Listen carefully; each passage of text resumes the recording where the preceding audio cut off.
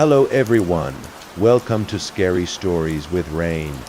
I'm here to help you relax and drift into a peaceful sleep. If you enjoy the stories, please give this video a like and subscribe to the channel.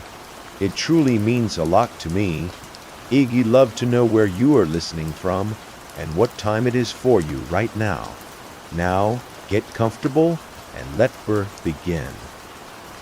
The horror beneath the abandoned sewer gross. It smells like crap in here, man. Connor spoke. His voice carried down the seemingly unending tunnel, echoing far past the point our cell phone lights faded. That's coos. It's probably crap in here. Logan started with a mischievous grin, nudging Connor with his shoulder. Old sewage and rancid, drugged-out bum crap canner is dry heaved. A gross man, I interjected. Please stop before he purges, Logan chuckled, slapping Connor on the back and stepping away. Taking a few steps down the opposite end of the tunnel, and Connor shuddered, glancing around the surroundings uneasily. Kyle screwed his face in what seemed like a near-permanent look of disgust, eyes darting about and frowning as though he wanted to crawl out of his very skin from discomfort. It's always funny, Connor being the tallest of us, how quick to fright he always was. Connor was a massive kid, just under 6'2" and hefty, with a build for football. Though he always lacked interest, he was something of a frightful giant. I couldn't blame him at this instant, however. We had certainly hung out in more congenial settings in the current than the one of the many tunnels and a maze of interconnected, defunct sewer drains running under the old section of town in our community. The idea had been Logan's, both during one of our smoke sessions in the tree houses in Kyle's backyard. Our conversation had moved from school to girls before semi-landing on the topic of some of our small town's local legends. Eventually, the conversation had turned to, in particular, the story that we had all grown up with since middle school, and every kid who had grown up in our town knew some variation of it by heart, the tale of the Muncie Three. It was one of those local legends, but of more recent years, the sort of intoxicating blend of verifiable events and supernatural conjecture, sure to leave a footprint in the culture of any quiet town. The story has different versions and endings depending on who tells it to you, but the basic details were always about the same. Years ago, 3 older kids had disappeared. This part was probably genuine. They were Casey Wilson, Ben Walker, and Noah Fletcher, or the Muncie Three as local news had dubbed them. Students from the very high school that I now attended. I was in elementary school when it had happened, and for that year, it was practically all anybody could talk about. It had been the most significant thing to happen to Muncie and the surrounding county in some time. I recall even in elementary having assemblies about the tragedy and calling for vigilance until the police knew more. As time had passed, stories developed, ranging from the idea that the 3 were friends and had plotted to leave town altogether to whispers of a murderer in Muncie. As far as anyone knew, nothing ever came of the case, and when a year had passed without so much as a body, it seemed that most immediate interest had waned. It was around this point that the stories began. I had first heard it at my first middle school party, Dan Carter's birthday party, and gathered around a bonfire. Logan was along with me. We had all gathered around the fire pit in Dan's backyard, party hats strapped tight, and the high of sugar coursing through our veins beginning to fade, when his older brother, Brad, had gathered us all together with the promise of a story regarding the one topic that everybody in town knew, claiming to know a side of it that he insisted the grown-ups wouldn't tell us first. He began peering around the gathering of middle schoolers, who here knew about the M3. Hands shot up, and sounds of recognition spread through the group. Even at our young age, we had all heard of the Three's disappearance. Curfews and allowances for going outside to play became much more restrictive during that time. Our parents often wielded the threats of ending up like the 3 as a cudgel to dissuade disobedience, wandering too far, staying out too late, the like. What few of us knew, however, the veil of childhood, naivety, and adult secrecy keeping it from our ears. They were the stories. These were the tales from some of those tasked with searching for the three and the whisperings that would trickle out from Old Town following the events. Brad smiled, eyes gleaming with a mischievous look. Well then, which of you little dorks have heard about the tunnels? None of us raised our hands at the question. Unsure glances passing between my peers and me, he snorted, a forceful snort of sound scoffing at us. Then you don't know anything. Your parents probably don't want you guys getting scared, and the police don't want to admit that they're clueless. But when you get older, you hear things. He smirks. You guys want to know the truth. The fire crackled as if on cue, making a few of us jump. A few kids stood and left, reaching their limit on fear for the night, and after the initial surprise, the rest of us nodded. Those kids didn't run away. Noah, Ben, and Casey, people at school knew them. And yeah, they were weirdos, but not like that. My eyes widened as I began to process what he was saying. You went to school with the Muncie Three, I gasped. He nodded. I am only a sophomore. It was last year. The event had seemed so massive that I'd almost forgotten it was that recent. And so close to home, I almost certainly knew people who had known the three. They were loners except with each other. I think Casey and Ben were dating, and Noah was Ben's best, and only another friend. So they were almost always together. My dad said that Noah Fletcher killed Ben and Casey, 'cause he was just a heavy-set boy a few spots away from you, chimed in. Yeah, your dad's a moron. Noah passed out in biology at the idea of dissecting a frog. They didn't kill each other or run away, he sighed, eyes narrowing as if recalling something that had bothered him. Then what happened? Dan asked. The Tunners, he said, voice low and ominous over the hiss of a crackling fire. They started hanging out in these tunnels under the old part of town. They're in an old sewer system under Old Town. They never finished it, and no one knows why, but they sealed it off and decided to build the current system that we have now instead. I couldn't see where the story was going, but I felt riveted. It felt as though Brad was letting us in on a secret, the true depths of which I doubt he even knew, and which I wouldn't find out until my nightmare beneath the city. Well, Ben and Noah got bored one afternoon wandering Old Town and smoking as they always did, and I guess they found one of the maintenance hatches and broke in.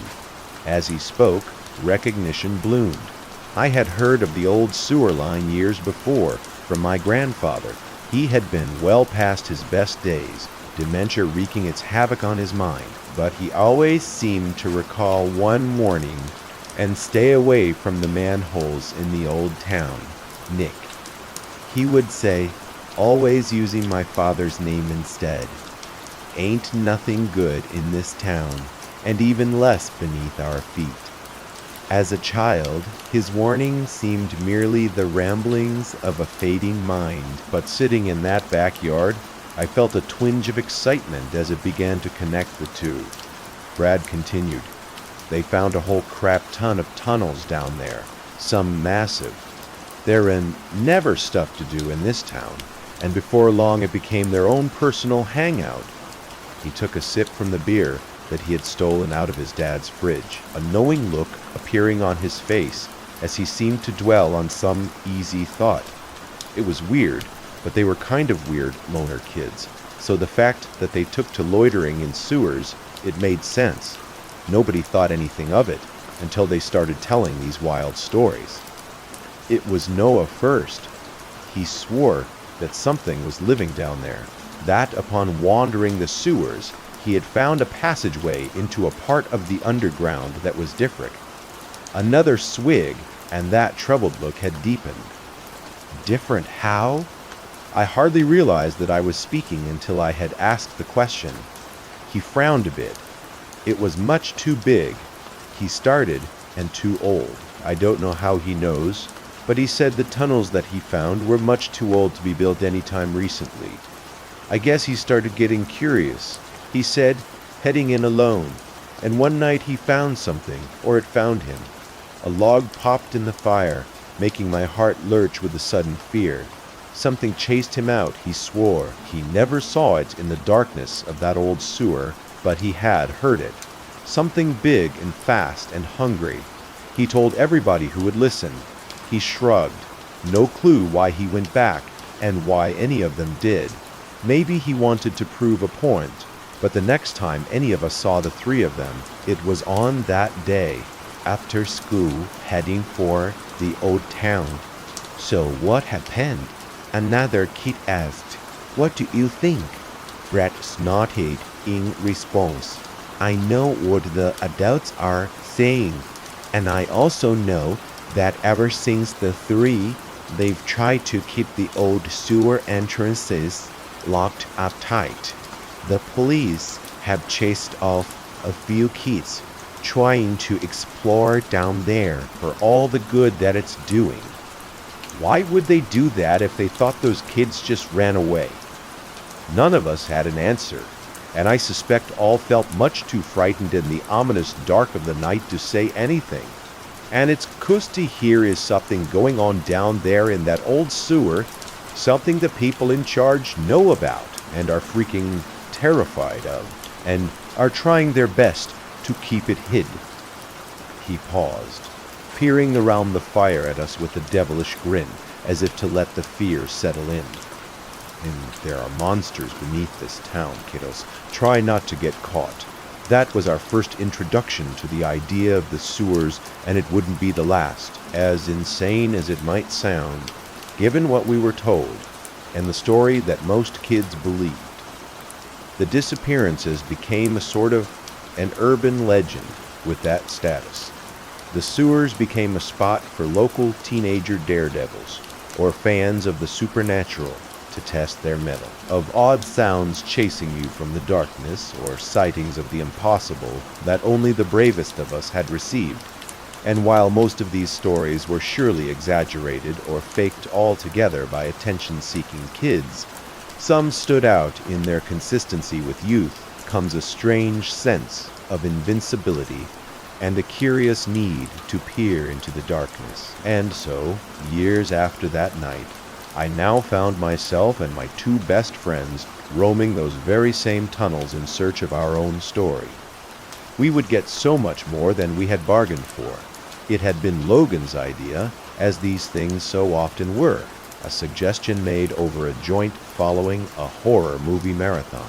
The anniversary of the disappearance of the Muncie Three had recently passed, and as usual with it came a resurgence in stories and rumors about what had happened to them, the most popular of which amongst our age range, involving the Noary, that there was something more to the tunnels beneath the city, had led to a spate of self-styled daredevils and thrill-seekers amongst our high school, making it a point to venture into the sewers in search of something, though most returned with little more than tales of vague creepy sounds.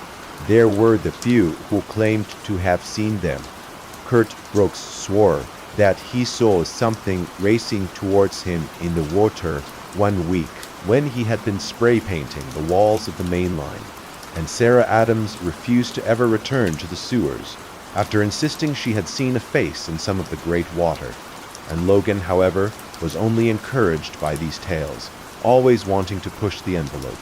And with more than a passing interest in stories of spooks and ghouls, the recent resurgence of the myth was a source of much excitement for him. Before long, he had convinced the two of us to venture into the sewers with him in search of local legends. It hadn't taken much convincing on my part. I had been to a few raves in the sewers before, even hung out in the main lines before, and while they were pretty gross, I had never found them quite so frightening. Granted, I was never alone, and I'd be lying if I claimed the myth didn't intrigue me as well. The idea that we might be our town's excuse for frontiersmen, the first of our class, and maybe ever to venture into some long-forgotten part of the little world constructed underground, was exciting, And Connor was a different story, ever the cautious one, and a bit of a germophobie at that. He had little interest in hanging out in a supposedly haunted sewer system. Unfortunately for him, we're kind of each other's only other friends, and anybody who remembers what those days were like knows the only thing worse than being scared at that age is having your friends leave you behind while they go off to do anything without you. So Connor was right alongside us and wore a permanent mask of disgust and unease as we moved through the tunnel. Look, can we just go back to my house or something? Connor groaned. I rolled my eyes a bit, though I couldn't begrudge his unease. The atmosphere down there was strange. The air was thick with a dank, wet smell that reminded me of the year my basement had flooded along with the faint but putrid scent of lingering waste. The tunnel's construction was such that it swallowed anything more than a yard ahead, and the murky darkness from which the distant sounds of running water and the grating drip of condensation on the damp pavement echoed. I could almost see how it was enough to make the overactive imagination conjure images of figures stalking through the darkness ahead. I shuddered, despite myself. It stinks down here, and I don't even care about these stupid myths, especially not enough to want to hang out in these creepy old sewers. The maturity effect took off. Baby? He muttered in between, prompting Connor to slug him on the arm. Come on, guy, I scoffed. Argue when we get to a point that we can stand up straight. We'd entered the tunnels through a massive opening on the outskirts of town and a ditch beside the now dry bed of a stream. I was unfamiliar with the entrance, as most people usually just entered through one of the maintenance entrances. But Logan had other ideas. Having heard about the entrance from a friend who claimed it led to an unexplored portion of the sewers, Logan decided then and there that it would be our mission to be the first to venture the length of the new entrance. The opening was a concrete pipe jutting from the side of a ditch where a stream had once run, and space no less than 5 feet wide on all sides, in which only one could see so far into the inky blackness. We had been walking for a little over 5 minutes, heads crouched low to avoid brushing up against the ceiling, which bore a permanent flaky layer of brown that we all chose to accept as rust. On the way, we passed a diverging path in the tunnels, disappearing off somewhere to the right, and debated using it, but we decided to remain on the straight path forward. We moved in search of an opening into one of the main lines, which was where people usually chose to dwell down here for their size and adequate standing room. The main lines were the largest of the tunnels, massive, cavernous pathways of nearly 20 feet in diameter, with still rivers of murky gray water 5 feet across, separating the walkways on either side. Guys, do we even know how long this tunnel is? How long are we going to walk? What if we don't find it? The steady undertone of panic in Connor's voice grew less subtle as he spoke, his questions echoing up and down the tunnel. We kept moving forward, though he had slowed to match Connor's dwindling pace. Connor, relax. Man, Logan spoke. His tone is less teasing but still playful. Billy Martin told me about this path. It's like a 5-minute walk, and we should see another opening. Crawl through there, and I'd bet we're in never-before-seen parts of the main line, and that I could have taken note of the lack of certainty in his statement. But my back was sore, and I was tired. Along with my growing discomfort, my head felt too muddled for me to notice. Okay, and then what? We just walk around. Until what? We hear something creepy and get to run back and tell everyone. He looked unconvinced. Logan scoffed. I mean, yeah, we're not here for a tour of sewage history. I chuckled, offering Connor an apologetic shrug as he shot me a look. If you are too scared and are going to complain the whole time, just head on back. You know the way out. Kyle and I will meet you back at the house."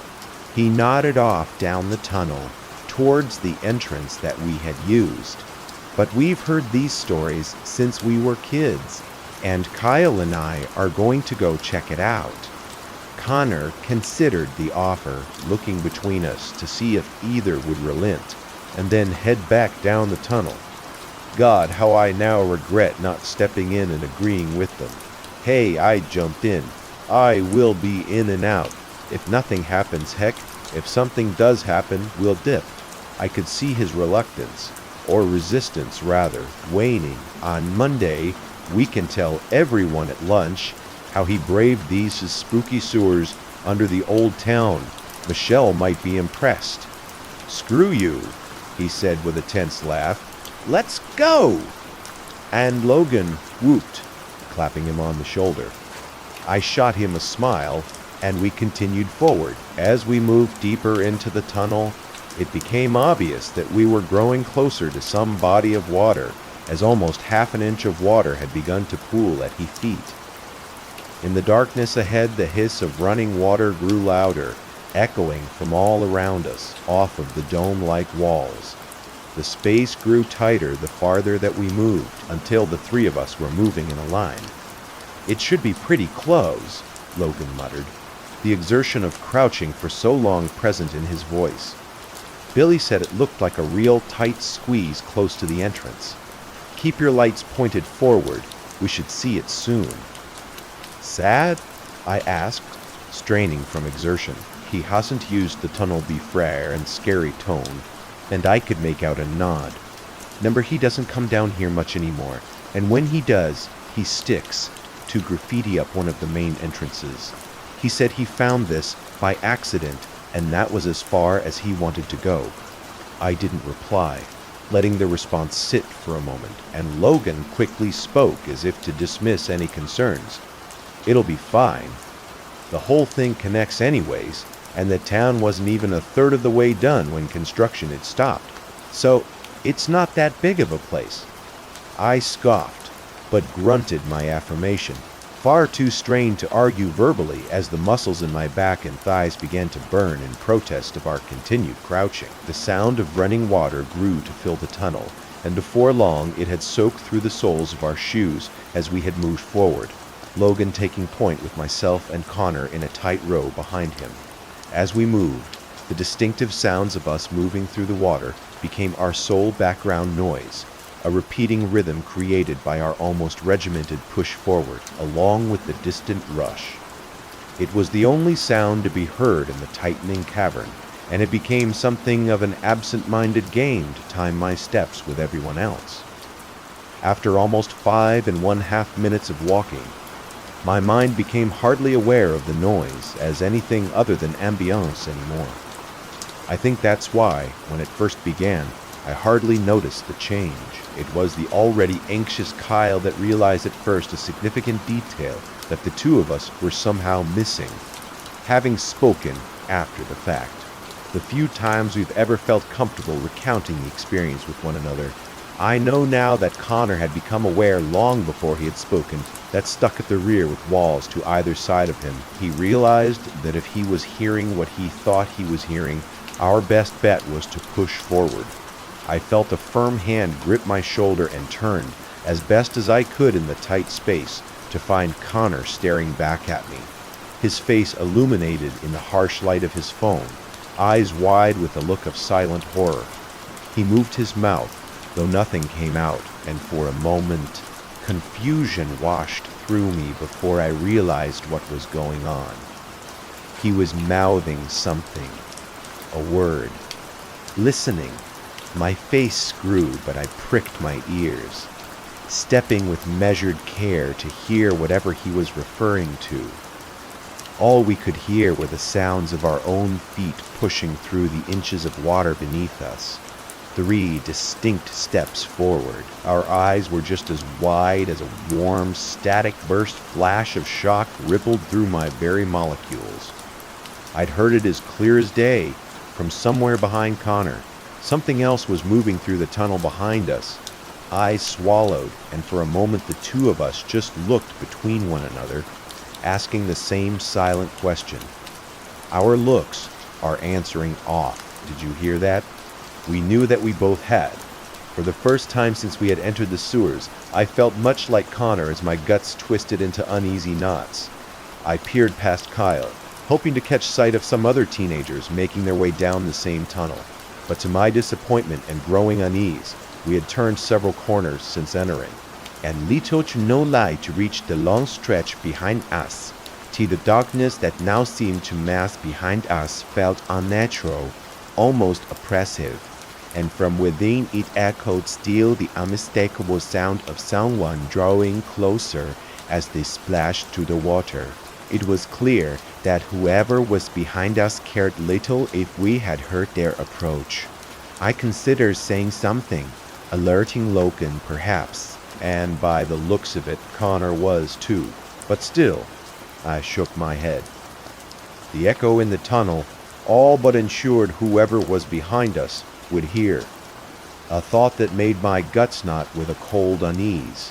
Were it not for the rush of water somewhere close ahead, now so loud it began to overcome even the sound of his own footsteps, our guest's approach surely would have echoed throughout the entire tunnel. Here it is. Logan spoke. I pointed my flashlight forward with his, revealing the small round opening in the stone wall ahead. On the other side, water roared in the tunnel below, rails lining the path. We were walking visibly on the other side. But there was something strange about it.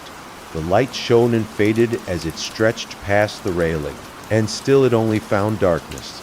The entrance into the main line was a tight squeeze, almost a concrete porthole to the other side. "Welcome, boys, to the underground," Logan said, beaming back at us. The light of his phone cast odd shadows across his face. "Yeah, amazing. Just go." The urgency in Connor's voice was almost panicked. Though unaware of the fourth person in the tunnel, Logan smirked, dismissing it as more of Connor's usual anxiety. He turned, climbing into the tight tunnel and shuffling out onto the other side, beckoning us to follow. I did. Next, the tube smelled of rust and still water, and I felt my heart race with the anxiety of being in a space so tight, only to soar as Logan had pulled me to the other side. I caught my balance with my hand, lowering myself out of the tube and onto the concrete walking path on our side. As I rose to my feet, I got a better look at the chamber that served as home to what was practically a man-made river. I felt my mind waver, a rising sense of tingling unease swelling as it took in the sheer scope of the space in which I found myself. "Whoa," I breathed. The words seemed to travel down either end of the corridor. Logan responded. "Welcome to the underworld." The tunnel was massive in a way I could hardly fathom being possible just beneath our feet. Somehow the ceiling and walls extended out at all sides until I was certain that a passenger plane could have fit through guys. "I don't know if I want to try this. It's going to be a tight fit." Connor's pleading tone came through the tunnel. Lokshin turned back with a groan. You'll be fine, man. Trust me, I'll pull you through." Connor sighed and muttered to himself as I shone my light around trying to get a sense of the space that I had entered. I could make out graffiti covering the walls in various stages of wear and tear, all reading eerily similar or ominous messages. We never should have opened these tunnels. God forgive us. Abandon all hope, and for whatever reason, the one that stuck with me the most scratched into the wall just above the tunnel that we had entered through. If you are here, it's already too late. I stifled a chill, but it did little to stop the rapidly growing sense of wrongness that the air seemed to thick with. I pointed the light over the railing, aiming it into the murky gray waters beneath.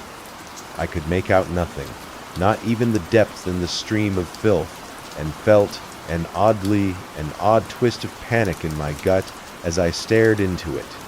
As though something might be lurking just beneath the surface, I peered around the tunnel some more, illuminating more graffiti and impromptu art before the light fell on something that made me stop at the roof of the tunnel on opposing sides, sat what appeared to be valves closed with iron lids. Between them was a warning left in large yellow letters, and accompanied by an ominous illustration I can describe only as the outline of a man with a facsimile of the Grim Reaper lurking over his shoulder. What I read has sent a chill down my spine. Warning, hostile human entity, unarthery personnel, leave immediately or risk death. My heartbeat picked up and I tried to force a nervous chuckle, though I failed. Surely it had to have been a prank of some sort, or some weird graffiti left behind by a prior visitor meant to freak us out, yet that didn't feel right. The warning looked real and official, despite being as insane as it had sounded. Non-human entity. I shuddered. I had not really expected our journey to turn up anything, and things were beginning to feel much too strange for me, my mind running with those vague stories of what had happened to the Muncie Three. "Connor, what are you doing, man? Let's go." Logan's voice pierced my sinking train of thought. I turned to face him in the tunnel that Connor should have already climbed through. Yet with Logan's light shining on it, I could see that it was empty. I stepped closer. That strange, sinking feeling only growing worse. As I approached, I knelt over and could see Connor standing on the other side of the tunnel. He was trying to stand still, his back towards us, but his body shook uncontrollably. On Con I called, "Gaigwais."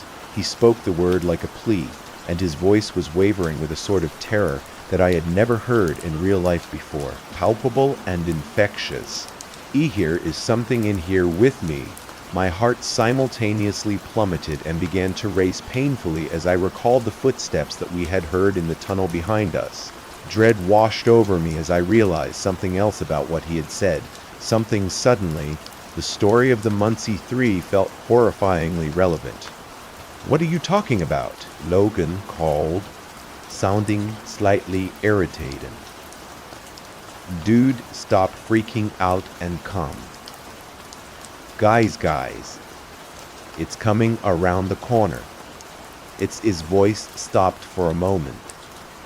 When he spoke next, it was a question, his words tinged with palpable dread.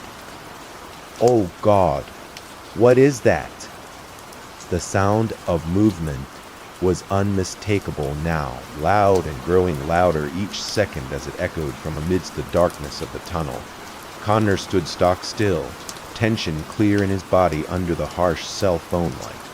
The noise that came next, that I still hear in my nightmares. It was a cross between a moan and a shriek, wet, piercing, and wholly unnatural. It was as though the floodgates had opened, and dread had flooded through me, filling my body and making my skin run hot. Logan jumped, backing away from the hole that we had climbed through, standing stiffly. "Guys, help me, please. It's coming." Connor's horrified shrieks pierced my very being, curdling my blood. I could hear commotion, and in moments saw the top of his head as he tried to squirm through the pipe that we used to enter. His eyes wide and bulging with panic, his face pale and glistening with a sheen of sweat as he tried to scope forward. On the other end of the pipe, somewhere behind him, that god-awful sound tore through the air again, pushing Connor to move even more frantically. Until he wasn't moving forward at all, he grunted with exertion, one arm out, the other stuck at his side as he tried to pull himself free and into the chamber that we were in, but to no avail. "Pull me out," he screamed, "and I'm stuck. It's getting closer." Logan and I both hurried to either side of the opening with him, grabbing the arm, flailing for purchase, and myself gripping him by the collar of his jacket. From just behind him in the tunnel we had just been, that noise, like a cross between a joking gurgle and discordant laughter, echoed from far too close. It was nearly on him I tugged. He bloomed through my face, and my muscles were screaming with exertion. Logan doing much the same. And still Connor seemed fixed in place, despite his inner frantic struggle. "Please." Connor's voice was shrilled and raw, to the extent that I couldn't imagine his throat wasn't practically bleeding. Logan pulled, wide-eyed and sweating as he did. Connor's own panic had spread through the both of us en masse. I timed my effort with his, heart pounding in my chest as we pulled once, twice, 3 times to no avail, until, on the 4th movement, Connor slid forward just a bit, and I felt my heart soar. It would plummet immediately after our moment of respite was crushed, and all progress was erased as, without warning, Connor shot back into the tunnel with impossible force. "Nort!" Logan cried, nearly hitting his head against the stone wall with force, while I myself had barely avoided being pulled into the tunnel. The sound that came out of that tunnel was like a symphony to a nightmare, that horrendous gurgling, paired with a strange sort of yipping bark that sounded almost like laughter. And Connor's screams? No longer were there the shrieks of a man in dire panic, but a wounded and dying animal fighting for its life. I had to fight the urge not to vomit, my head spinning under the steady flow of dread, as though I might fall at any moment. Hogan cried in surprise, stumbling away as a stomach-churning, wet crunching echoed forth. With an unsteady hand shaking like a leaf in a hurricane, I raised my phone, aiming the light down the tunnel. My heart plummeted into the cold waters of dread, rising in the pit within my chest. My vision shook as though my eyes were rejecting the sight before me. I stared through the tunnel, peering into a scene from a nightmare. Connor was on his knees, a set of impossibly large, swollen hands holding him by his shoulders. They were covered in dozens of fat, wriggling digits, emerging from all over, running up the rolls of its arms, digging into his clothing and flesh, kneading at him excitedly. The skin moved and wavered, and it looked as though smaller fingers were trying to press their weight to the surface. The thing's face was still obscured, reaching to the ceiling of the small tunnel that had almost filled entirely with its massive form. But it was clear that what I was looking at was not a human, or at least it was no longer. It filled the tunnel, nearly crushing Connor to the wall with its mass. An immense being of bubbling flesh and grasping fingers. Connor's screams filled the air at this point, little more than background noise to the horror unfolding. Small, thin strips of flashlight tentacles gripped him angrily as it raised him closer up. "But please," Connor whimpered, voice wavering with unrestrained emotion. The thing gurgled. Its face, practically part of its torso, broke into a toothy smile. Its impossibly wide mouth was spreading to reveal rows of massive teeth. 2 fish-like eyes, like twin pools of oil, peered back at us. Despite its features being something out of a nightmare, there were traces of something human within. Most notably, its expression, a smile that made my blood curdle, dripping with malice. Its mouth opened, spreading far wider than any jaw should. My heart fell into the pit of my stomach as I watched it raise my friend until its mouth encircled his head. He stared at us as best he could, eyes wide but devoid of hope. "Go," Logan muttered, and a curse, a voice shaking. "Sorry, man," he muttered. The hurt in his words I shared. We ran, and the sound that followed us as we fled into the darkness is one that I'll never forget. A scream of impossible pain disappearing immediately into a shrill gurgle and a wet crunch. Warm tears stung my eyes as we ran.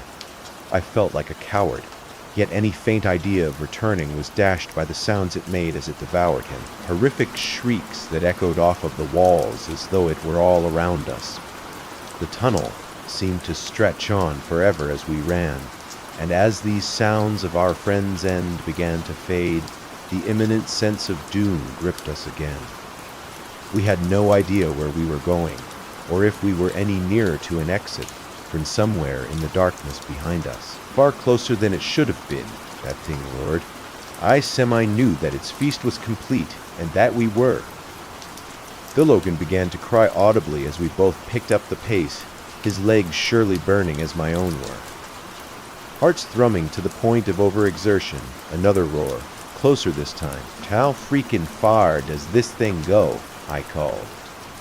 My lungs are on fire. I don't know, he called back. It killed Connor. Connor's dead, and we're going to die. As if in confirmation, its roar rang off of the stone walls again. Growing louder over the rush of water, our lights danced along the walls and floor as we ran, nearly blind, until I caught sight of something that for the first time was an ember of hope in this waking nightmare. There in a tunnel, Logan over here. I had nearly missed it as my light just barely crossed it as we ran. But by some stroke of luck, or the blessing of whatever God might exist, I caught a glimpse of it. We stopped, something that felt against my every natural instinct, as the very ground shook beneath us under the steady approach of a thing from the sewers. It was another tunnel, not unlike the one we had made our way through before, just a bit wider. A realization that, even in the horror of the moment, struck my heart as I recalled Connor's final moments. Crap, dude. What if it doesn't lead outside? Logan said, his tone now awfully similar to our lost friend. I swallowed. We have no other choice. That thing is going to catch us. It's this, or... I trailed off. We both knew there was little time to decide. Before he could take a moment more to think, I was moving, crawling through the opening at the fevered pace, and I could hear Logan behind me in an instant. That thing approaching not far behind either of us. There was no way to hold the phone and make our way forward at a fast pace, so we sacrificed sight for speed, and in doing so, we moved forward in pitch black, potentially even deeper into the maze that apparently existed down here. We had been moving for what would have been almost 3 minutes when, from the opening of the tunnel, there was a roar unlike any of those before, crying with a strange animal sort of rage. It found us. A sound like the rush of a train began from somewhere in the darkness behind us. Gah, Logan cried. I needed no encouragement. We scurried through the tunnel like human rats in a maze. The threat of violent death bearing even closer with the sound of a freight train without light. I felt a surge of hope erupt forth in me, somehow pulling energy from reserves I didn't know that I had, and pushing me forward as the tunnel curved. I could see the source, and it was the exit. It was dimmer outside than before, and I could tell the sun had set a bit, but even that little bit of remaining light was a world of difference, and we moved, knowing full well that our life depended on it. It's getting close. It keeps grabbing on my leg. Man, go. As the light grew closer, so did the creature. I could feel its warmth where I was, and the smell of rot clung back. It was surely no more than a few feet behind me of Logan. As I reached the mouth of the tunnel, I took no liberty with grace, throwing myself out with reckless abandon, sending myself tumbling down a small decline into a ditch in the forest floor. I took a second to gather myself, dazed and with an odd pain in my right wrist, but it all faded as my mind returned to the moment. Logan's face emerged from the tunnel, a mask of sheer terror, a sheen of sweat making his hair cling to his forehead as he tried to throw himself forward much as I did. He careened through the air, and he stopped halfway, before snapping back into the ground below. Logan's leg remained in the tunnel, gripped by one of the fleshy appendages, its skin tentacles all wrapping themselves around him.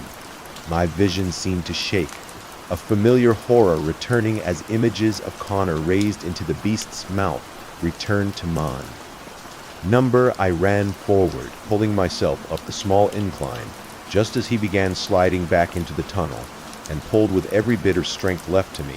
He moved forward just enough that his legs were fully out of the tunnel, though it still held him. But only for a moment, like something out of a movie. The skin on its arm began to sizzle, smoke rising under the sunlight. The thing squealed like a stuck pig, pulling the appendage back into the tunnel. Its body seemed to shake and quiver until I realized that it was readjusting itself to face us. Somehow those massive dark eyes seemed to burn with anger, the look of a predator deprived of its meal. We stood there in awe and horror and exhaustion, until they disappeared back into the darkness with a parting hiss. After a few moments, the two of us broke down and darted home, both in tears. I don't know what I expected when we told folks what had happened. Of course, we'd have to tell them that Connor was dead, but I hadn't had enough time to really think of consequences, as we had struggled to survive. But there were none. None that should follow the suspicious disappearance of a teenager. Anyways, we got stern talking about avoiding places that we shouldn't be, and both of us were grounded after. I know my parents never fully trusted me. Connor's parents never forgave us, and I couldn't blame them. His name was whispered all over town, just like the three, they say. It seemed like already everyone knew, and yet no one had told us. I guess that's why I'm writing this, to tell you that bored kid growing up in a quiet town, looking for adventure, respect, local legends. They exist for a reason. Otherwise, you are bound to become one. The Devil's Door to Door, I Can't Claim. I was at a low point in my life when the salesman came knocking on my door. It would be easy to say I was desperate and emotionally vulnerable, and therefore fell afoul of his dark powers. It's true that I wasn't entirely satisfied with my life. I had a decent job and a nice home, having inherited a decent amount of money after my mother passed. I missed Mom, of course, but I dealt with my grief as best I could and moved on. And relationships were always a challenge for me. I'd had girlfriends, but never married, and had no children. I mean, I didn't even really have any close friends. Plenty of acquaintances, but no one I could trust with my inner thoughts and dreams. Still, this social isolation never truly bothered me. Since childhood, I'd always been a bit of an introvert and content to keep my own company. But it was more than that. I always felt that I was different from other people, an entity who lived amongst humanity but wasn't truly with them. I sensed there was something within me that wasn't quite natural. For a long time, I believed this feeling was a form of mental illness, or the result of some kind of repressed childhood trauma. There was so much my mother hadn't told me about my background. In the end, it was the salesman who told me the truth about my heritage. For better or for worse, Pandora's box has been opened, and my life has changed forever. My story spans many generations and links our mortal world with realms beyond human comprehension. But for me, it all began one quiet Saturday afternoon when the enigmatic salesman came to my front door. I only vaguely recall what I was doing on that fateful day. To the best of my recollection, I was searching for holiday deals on my laptop and sipping a cold beer while an NFL game blared in the background. I do remember the annoyance I felt when I heard the loud banging on my solid oak door, loud enough to be heard over the television and inside my living room. Saturday afternoon was my time, and I wasn't keen on receiving visitors, especially unexpected ones. I have a Ring doorbell installed, but the visitor chose not to use it, instead banging on my door with unnecessary force. I shook my head in irritation as I opened the app on my phone, only to discover that I couldn't access the camera feed. I suppose I should have been concerned by this sequence of events, but at that moment I was more angry than anything else, particularly as the knocking continued and increased in volume. I put my laptop down, paused the game, and got up to my feet, stomping along the corridor as the knocking continued, and I shouted, all right, I am coming, damn it." I was still furious as I twisted the handle and opened the door, preparing to give the unwanted visitor a piece of my mind. But all my anger just melted away as soon as I cast my eyes upon him. It's difficult for me to explain the impact of seeing the salesman for the first time. He was not a particularly attractive or attention-grabbing individual. In fact, he took the appearance of a small and physically meek elderly man. His body stooped over, his hair white, and his skin wrinkled. He wore a musky-smelling tweed suit and bow tie, and propped himself up with a walking stick in one hand, whilst carrying a leather briefcase in the other. My visitor sported a charming but somehow unnerving smile on his crusty lips, and his brown eyes were lit up with the passion and energy of a much younger man. I didn't find him threatening at first glance, far from it. Before the salesman even spoke a word, I found myself at ease in his presence and was no longer annoyed over his intrusion upon my afternoon. I'd never met the man before, and yet he seemed very familiar to me, like he was a long-lost relative who'd suddenly and unexpectedly walked back into my life. I struggled to find the words to address the old man, eventually stuttering my greeting. Hello? Can I help you?" The visitor's smile widened as he spoke in an amicable, yet somehow chilling voice. "Good afternoon, sir. It's a pleasure to meet your acquaintance." He held out his bony hand, which I took after only a second's hesitation. I expected his palm to be ice cold, and so was surprised by the warmth of his palm. It felt like a surge of energy had passed from his body to mine. "My name is Mr. Crow, and I am a purveyor of rare books and encyclopedias. I believe my products will be of great interest to an intelligent and open-minded gentleman, such as yourself. If you have the time, I would love to come inside and tell you more." My hand was still in his as I looked into his deep brown eyes. Seeing a spark of malice in them for the first time, I experienced a wave of emotions at that moment. Curiosity and wonder, but also apprehension, and more than a hint of fear. I don't know how exactly, but I realized that the decision I made in the next moment would define the rest of my life. I could tell the mystery man to leave and go back to my quiet life of ignorance. On the other hand, I could invite him inside and hear what he had to say, and of course, I chose the latter. Sure. Come in," I said nervously. The salesman, Mr. Crow, or whoever he really was, released my hand, continuing to smile as he nodded his head and walked across the threshold. I moved to one side, allowing him to pass, and watched as he slowly marched down the wood-floored corridor, his walking stick clicking as he went. I meant to call out to him and tell my visitor where to go, but bizarrely it seemed like he already knew his way around my home, as he immediately walked into the living room, leaving me to follow him inside. Now, before I continue my account, I should explain a couple of things. First of all, I know very well that Mr. Crow wasn't an encyclopedia salesman. Apart from anything else, the profession is obsolete in this modern age of online shopping and access to limitless digital information. Secondly, I did realize my visitor was potentially dangerous, although not in the conventional sense. Mr. Crow was not physically imposing, and I thought it unlikely he was armed. He might be a con man, of course, but I sensed his interest in me came from something deeper.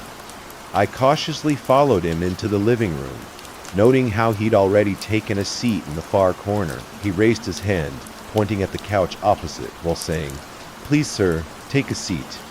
It was as if our roles were now reversed, and I was a guest in my own home, and yet I obeyed his instructions without complaint, taking a seat while I watched him lift open his briefcase. It was only later that I realized all the electronic devices in the room. My television, laptop, and smartphone were all now switched off with their screens turned black. Even then, I didn't understand the significance of why this had occurred.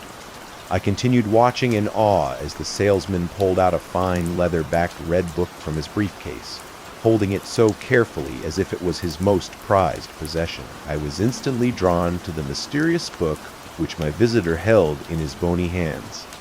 The cover was unremarkable, a maroon color without any motif or title that I could see.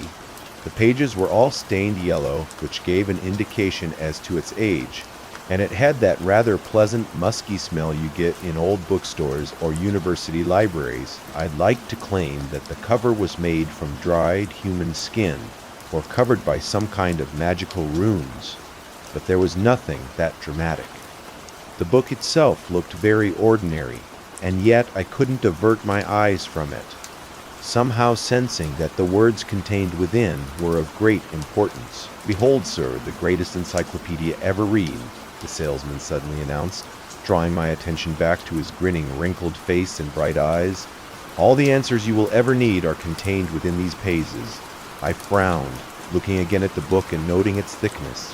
I reckoned it was around 500 to 600 pages in length, which hardly seemed substantial given the claims the salesman was making. So this is what you are selling?" I asked cynically. The salesman laughed jovially, shaking his head before replying. "No, sir, I am afraid not. This book is priceless and sadly not for sale." I scowled, becoming increasingly suspicious of my enigmatic visitor. "You said you were a Serms?" I snapped back. "I diz," he replied, seemingly picking up on my increasing hostility. "The truth is, I have held many positions over the years. Preacher, historian, emissary, salesman. In all cases, the common thread is storytelling." I scoffed dismissively before saying, "To so what?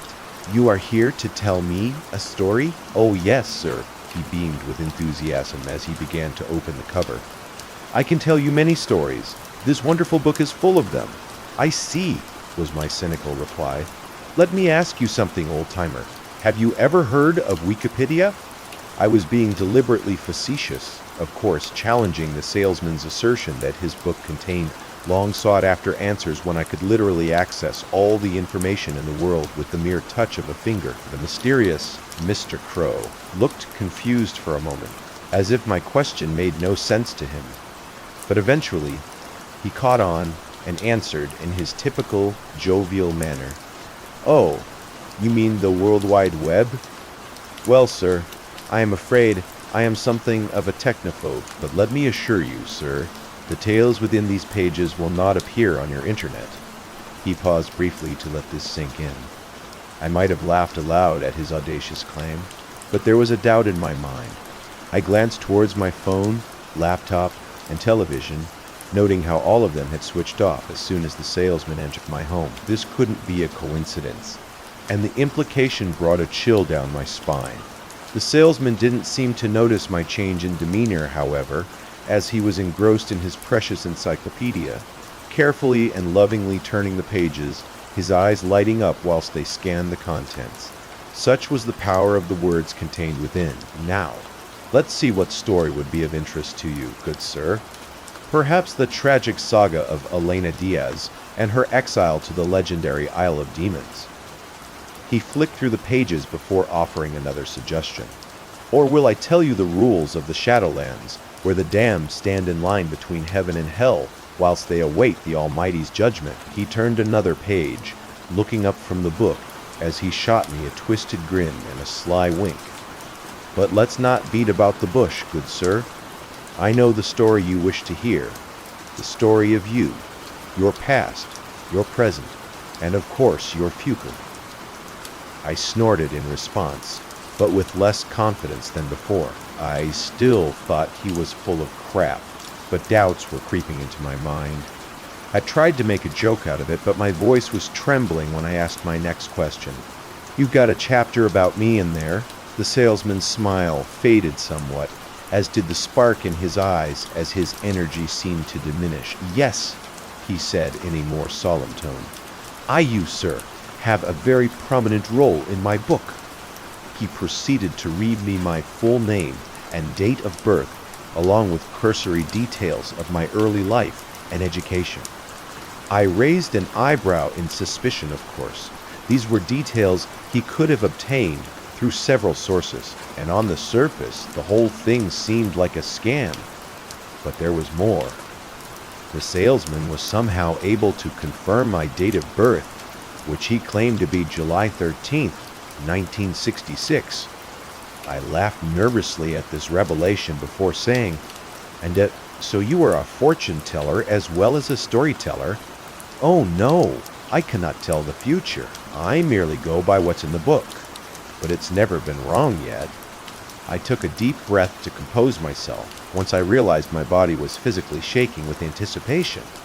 The whole situation was insane, and my logical brain told me that none of this could be true, and yet I truly trusted the mysterious salesman at that moment. I don't know whether he'd bewitched me with his black magic, or because deep down I'd always yearned for this self-validation. But at this point, I was hanging on his every word. "What else does this book say about me?" I demanded impatiently. But the salesman didn't answer. Instead, he looked up from his sacred text and towards the mantelpiece on the far side of the living room. He slowly lifted his right hand and pointed towards the framed picture, which took center place. "Your mother?" he asked, in a sympathetic tone. I looked at the picture, seeing my mom's smiling face and sparkling eyes. I experienced a twinge of grief as I remembered how much I missed her. I wondered why my visitor had changed the subject and felt frustrated with his lack of answers. "She never told you about your father, did she?" I paused momentarily, confused by the question, but also feeling like he'd hit a raw nerve. "She did," I answered defensively. "My father died shortly before I was born." The salesman shot me a sympathetic half-smile. "That's not true, though, is it? You've always known this deep down, but you couldn't bring yourself to confront your mother, not even when she lay on her deathbed." I swallowed deeply, trying to control the flood of emotions I was experiencing. Believing the salesman allowed me a moment to process these feelings before he continued to talk. "You wish to know your future, but before you do, you must understand where you come from. Tell me everything." His reaction surprised me as the salesman frowned, his smile disappearing as his expression darkened. "I think not, sir. I came here with honest intentions, but now I see you are not ready for the truth." My jaw dropped in astonishment. I couldn't believe what I was hearing and stated as much angrily. "No, you can't leave me hanging like this. I must know. I will leave you with two names, Curtis Riley and Fiona Amna." "Who the hell are they?" I shot back in anger and confusion. "You have the names. Seek them out and hear their stories. Piece by piece the truth shall be revealed to you. But for now, sir, I wish you a good day and good luck."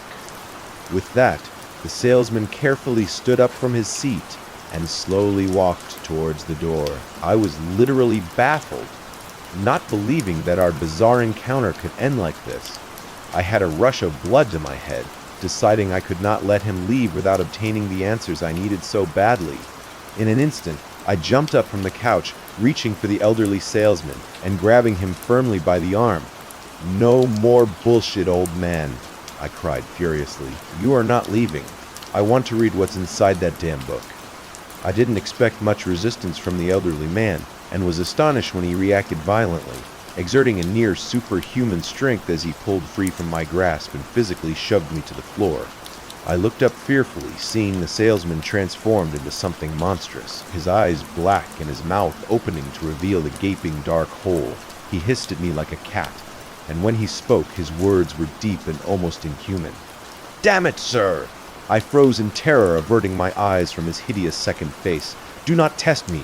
Lay your hands on me again and you will live to regret it." I didn't need to be told twice, remaining on the floor as the salesman left the room, his briefcase and walking stick in hand as he slowly walked down the corridor.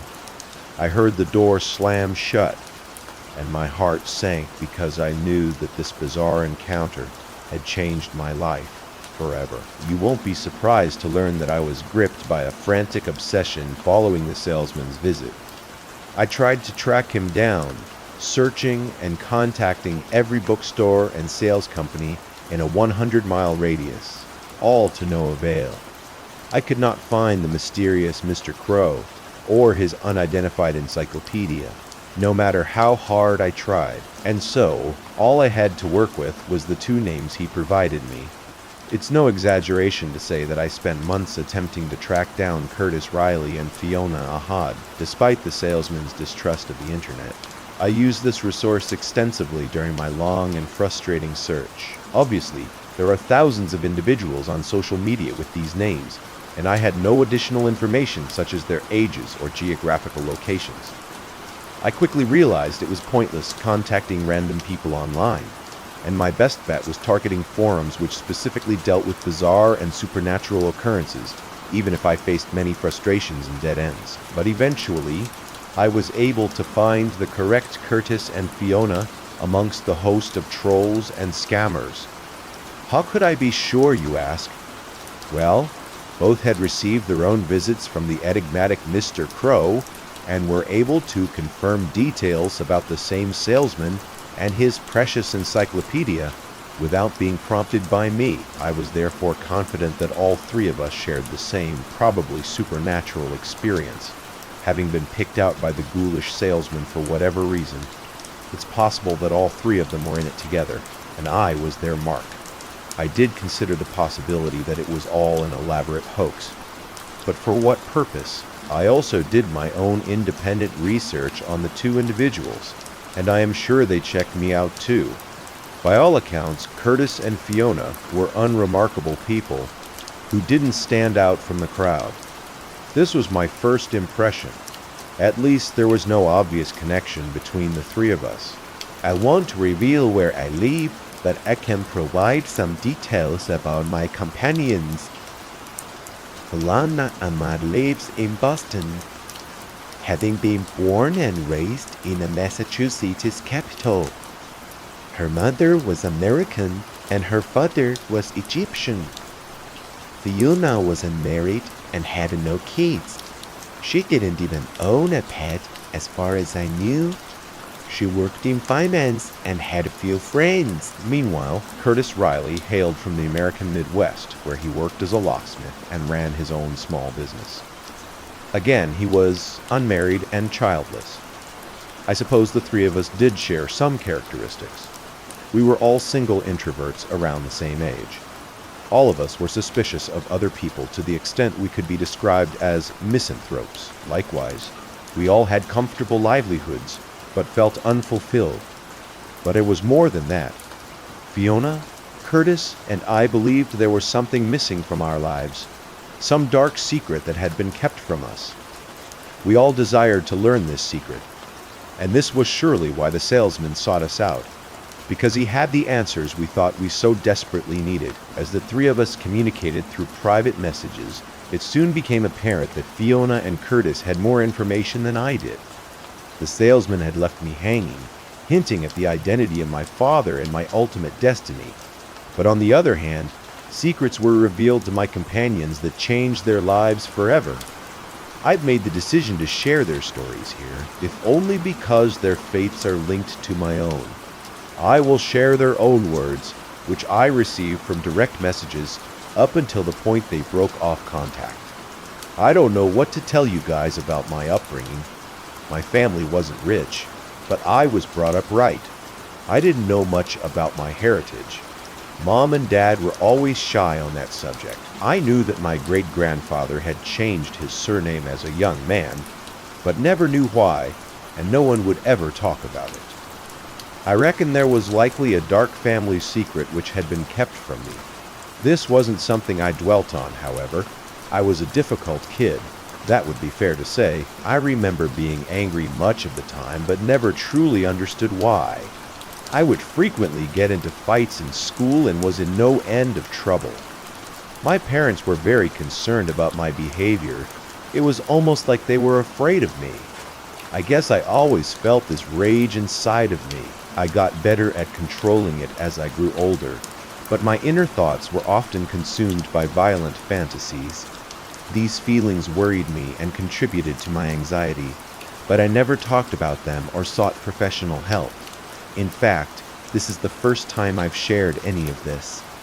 Anyway, my adult life hasn't been anything special. I've survived but never been happy. I just existed and played the game. I don't know why I started working as a locksmith. I am not a people person, and I secretly hate most of my customers. But the idea of being able to access their homes excited me on some deep level. I was able to intrude upon their private domains and so held a secret power over them. You are probably seeing a lot of red flags here, and you'd be right to do so. But still, I'd repressed these dark impulses, and might well have continued to do so if it hadn't been for the salesman's visit. You guys know the score, so I won't repeat it here. When that freak came knocking on my door and started talking about encyclopedias, I was just about ready to tell him to go to hell, but I held my tongue and let him inside my home. I can't explain why, but you guys have been through the same experience, so I know you'll understand. Somehow, I felt like I could trust this stranger, and I needed to hear what he had to say. The next bit you know too. He took that damn book out of his briefcase and started reading. There were a couple of weird stories he started off on. I remember some talk of a hidden museum of the future apocalypse and a phantom bus full of ghosts and ghouls. I don't recall all the details, but these stories scared the shit out of me. But he soon moved on to my own sordid family history. It all goes back to my great-grandfathers, you see. His name was Ira Rollins, and he was notorious around these parts between 1922 and 1930. Ira carried out at least 11 brutal murders in the tri-state area. 11 is what he confessed to anyway, although the true number may have been much higher. Ira was one of the earliest known serial killers in the Midwest, practicing his ghastly trade with a butcher's knife, cutting his victims' throats from ear to ear in savage but meticulously executed attacks. His trademark was to break into the victims' homes while they were out and lay in wait, launching his murderous assaults once they returned home. And guess what? Ira trained as a locksmith, just like I did. This was how he gained access to the victims' homes, and he used his profession as a cover for traveling from town to town, scoping out his targets while he planned his murders. It's difficult for me to describe my emotions as I listened to these revelations. Shock, of course, and more than a little fear. But the most extraordinary part was how the salesman told the story. He wasn't just reading the words from the book. Well, he was, but it was more than that. When the salesman described the murders to me, he didn't just cover every vivid and gory detail. The words he spoke seemed to hold some kind of dark power. Somehow I was transported to the murder scenes, feeling the knife in my hand and the adrenaline pumping through my veins. I was in my ancestor's body, hiding in a stranger's home and waiting for them to return. I vividly recall the terror in their eyes as I revealed myself, charging them with my blade in hand. Some fought back fiercely, meaning I had to stab them multiple times before they fell. Others cowered and begged for mercy.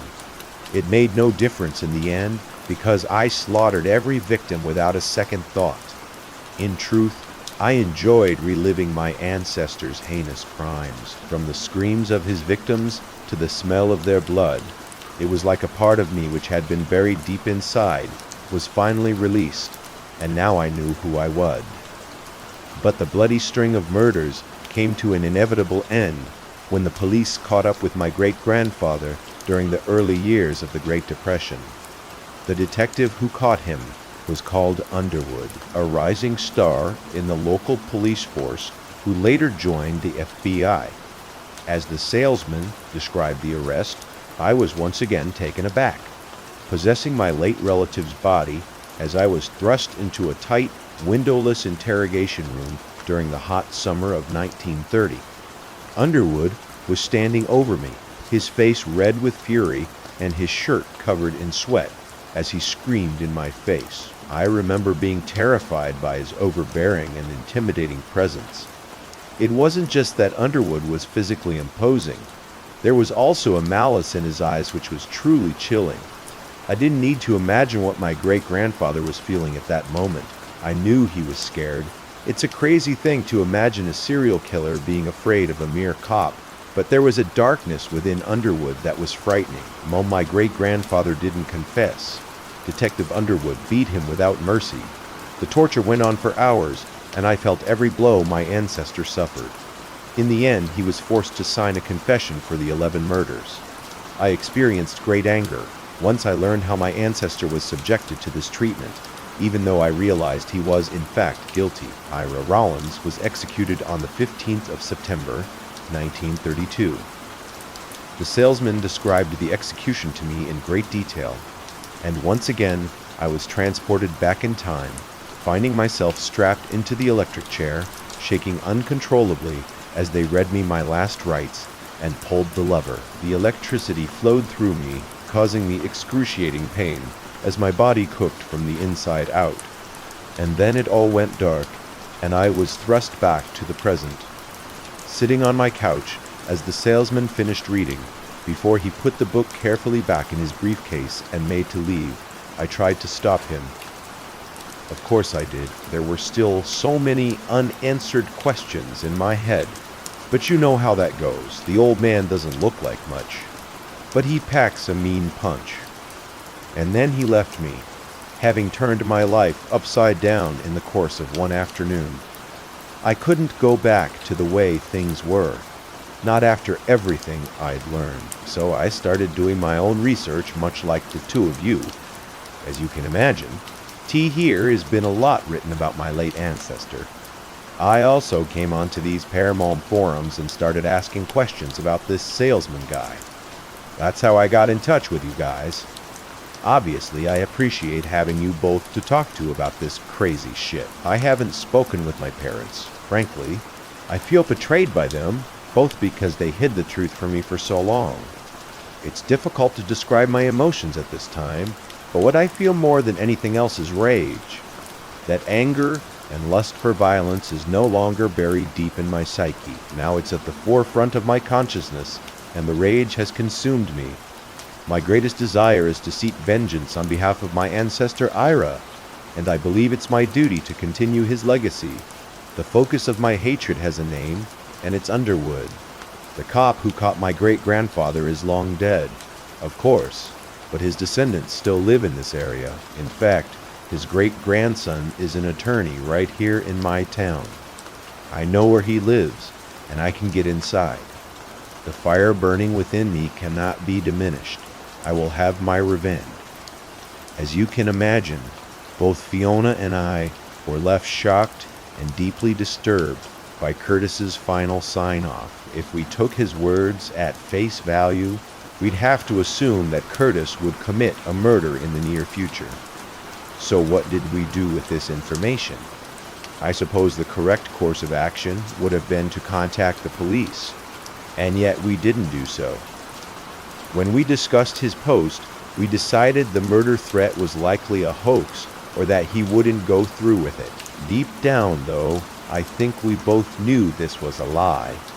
I can't speak for Fiona, but I didn't report the murder plot because I wanted to see what would happen.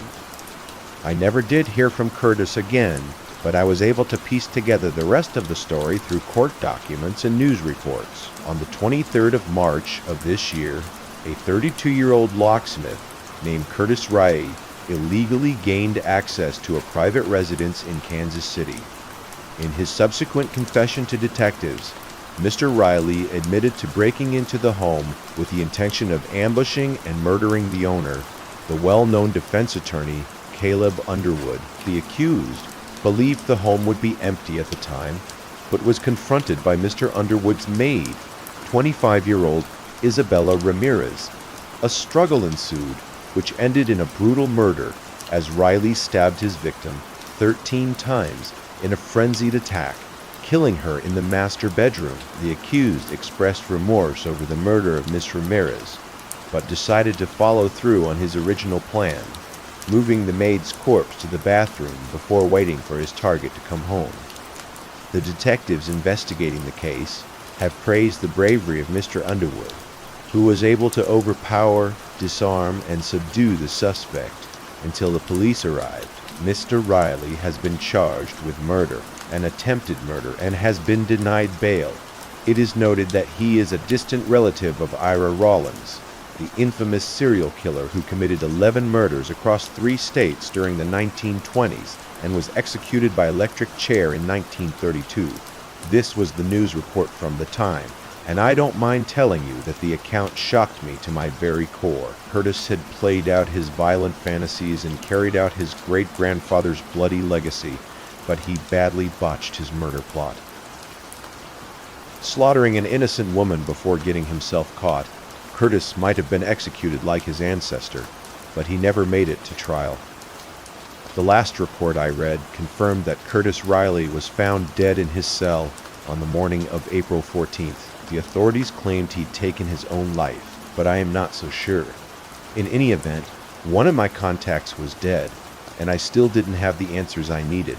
I suppose I should have felt disgusted over the whole affair, but in truth, I was frustrated to have hit another brick wall. Now, my only hope was Fiona, and she was able to bring another piece to the puzzle. So I'll tell you her story in her own words. Here is not much to say about me, sure. I could recount my childhood in minute detail, but what would be the point of that? I will say that my parents divorced when I was still young. During my adolescence, I turned my back on my father's faith. We fell out over this disagreement and haven't spoken in years. The truth is, I never had much time for religion. During my student days, I was a committed atheist, filled with youthful arrogance and anger against the establishment.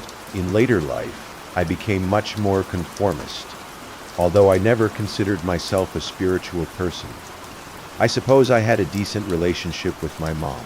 We saw each other regularly, and I continued to visit my mother until her sudden passing from a stroke. I grieved the loss, but in all honesty, we were never that close. I had one serious boyfriend after university. We lived together for about 5 years, but gradually grew apart. I remember the day he broke up with me, saying that I'd become cold and distant. I didn't argue and let him go. A big part of me was relieved. I used to be bothered by things like this. It concerned me that I couldn't maintain a relationship and had no close friends. I reckoned there must be something wrong with me and did seek professional help in my late 20s. But multiple psychiatrists couldn't provide the answers I needed. In the absence of meaningful human interaction, I threw myself into my career. I was always good with numbers and so pursued this line of work, taking a job as a financial analyst after college and working my way up the corporate ladder. I worked long hours and made good money. By any measure, my career has been a great success. But guess what, guys? I was still not satisfied. You both know the feeling all too well, the feeling like a stranger in your own life, a zombie merely going through the motions and pretending to be a human being. Then the salesman came to my door. My introductions to this mysterious stranger were much the same as yours. I was highly suspicious, but I let him into my home. I guess I was still apprehensive up to the point. He took the book out of his briefcase and started to read. From that point onwards, I was transfixed and hanging on his every word. He told me several tales of the unexplained and Paramol speaking of a red phone booth that can communicate with the afterlife, a cursed model village which consumed its creator, and a parallel universe which has become the resting place for countless lost ships and planes. I normally don't go in for such fantastical stories and conspiracies. Throughout my life, I've considered myself an educated and logical woman who had no time for the superstitions of the past. And yet, the salesman's powerful words struck a chord with me, and I felt like he'd reached something deep inside of me, awakening emotions I'd long since buried. And this was before he revealed my true identity. My connection to the past wasn't as direct as it was for Curtis. The dark tragedy in my family's history did not occur within living memory. Instead, the salesman took me back to the 17th century, where a long-forgotten ancestor on my mother's side suffered a grave injustice. My ancestor's name was Molly Cartwright. She was a minister's wife and a young mother of 2. Molly lived in Salem, Essex County, during the 1690s, and her short life was not a happy one. Her husband was a Puritan, a real fire and brimstone type who didn't believe in sparing the rod when it came to disciplining his children or his wife. For that matter, the way the salesman vividly described the violence and abuse was like nothing I've ever experienced before. I can relate to Curtis's account because I felt the immense power of the salesman's words as he read from the encyclopedia, and somehow I was transported back in time, experiencing my ancestors' torments as if they were happening to me. I'll never forget the terror of being in that isolated rural cottage, facing the cold nights under candlelight as I fought to protect the young children, son and daughter, from the uncontrollable rage of the minister. It was particularly chilling to realize there was nobody I could call, no one I could turn to for help. I was on my own against this monster, but my ancestor Molly was not entirely helpless. She had powers, you see. The type of powers I would have previously dismissed as nonsense, but now I know that magic is very real. Molly was able to do extraordinary things, communicate with animals, read people's thoughts, and make objects move without touching them. She used her powers in small ways, but was careful to hide her actions from her husband and the wider community, knowing all too well the serious consequences if she was caught. But the minister knew something was amiss, and this only added to his fury. One night, he came home in a blind rage, ranting about the devil's influence and the unholy corruption of his family. He charged up the stairs, his face red, as he grasped hold of his wooden cane. Molly confronted her husband at the top of the staircase, but was violently shoved out of the way as her husband made for the children's bedroom. I was in my ancestor's body at that moment, experiencing her acute pain, fear, and anger. I channeled those emotions, using my powers in an act of violent retribution. Without moving from the floor, I unleashed a surge of energy, a righteous, invisible force, which drew the minister back down the stairs. This was Molly's action, but we were one in that moment. I was in control, and I felt such power. I enjoyed seeing the shock and terror in the minister's eyes as he tumbled down the stairs, savoring every crack and cry of pain before he hit the bottom, his neck breaking as he collided with the hard floor.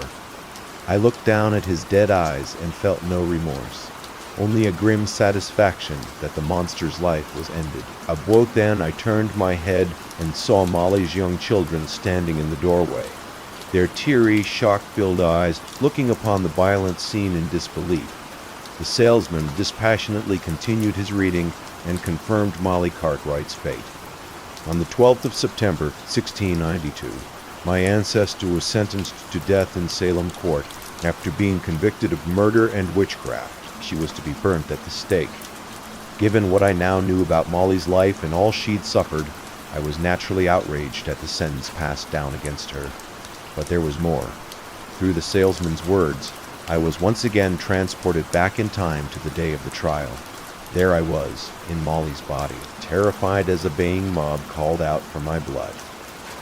The magistrate restored some degree of order by loudly banging his gavel, but he soon launched into a furious tirade, in which he described Molly as a harlot and witch in the service of Satan, before he gleefully sentenced her to burn. I remember the pure hatred and malice in the magistrate's dark eyes as he looked upon me with utter contempt. His hateful glare chilled me to my bones and made me question who was really in league with the devil. But the final memory was, of course, the worst. As I was pulled back to the night of Molly's execution, once again I possessed my ancestor's physical form, as I was tightly tied to the post. With a pile of firewood below me, my whole body shook as I fought against my binds and cried out for mercy. But I would get none from the hateful mob of Puritans assembled before the pyre, their eyes full of self-righteous anger as they wielded pitchforks and torches and called me every vile name under the sun. A minister spoke some words before the horror began. I can't recall the exact text, but I believe he finished on the phrase, "May God have mercy on your soul," or words to that effect. And then 3 men stepped forward and set the pyre alight. I cried out louder this time, My body was sweating and eyes bulging as I watched the flames quickly spread. I felt the heat of the fire starting with the burning of my toes and feet, but soon growing more intense as the flames shot up the stake and engulfed me, melting my skin and flesh in a horrifying inferno. I know that this atrocity happened to my ancestor and not me, but in that memory I could feel her agony, and it was the most intense pain I've ever suffered. Before I blacked out, I saw the magistrate in the crowd watching Molly's fiery death. A twisted smile edged across his face as he took a perverse pleasure from her suffering. This was when the salesman brought me back to the present day, and, as you probably guessed, he left my home without elaborating on why he told me this gruesome and tragic tale. There was one more detail he revealed before leaving me. I thought it was irrelevant at the time, and its significance only became apparent after I heard Curtis's story. Because you see, the magistrate who sentenced Molly Cartwright was called Underwood. As you can imagine, this revelation has caused me many sleepless nights. I'll confess to having a similar experience to Curtis, as I became obsessed with the words and visions the salesman had shared with me to the point where every other part of my life was neglected. I took a leave of absence from my job and spent every waking hour pursuing the mystery. I can find no direct connection between Caleb Underwood in Kansas City and the Essex magistrate who burnt my ancestor at the stake. I have been able to trace the lineage of Magistrate Underwood, however. His aristocratic family is a prominent one in American society, and one of his descendants is now a U.S. government secretary. I know this sounds crazy, particularly after what happened to Curtis, but I too have become obsessed with the desire for revenge against Underwood. I've tried to tell myself that it's madness, and I need to let it go, but I can't do this. I also realize the risks are great, but I am not powerless. I see now that my ancestor's blood runs through my veins, and I inherited her great power. I've been practicing over the last number of weeks, and have honed my natural-born skills, learning the ways of my ancestors as I plot my revenge. I can do this. I need to do this for Molly. That was the last communication I received from Fiona, and sadly, you can probably guess what happened next.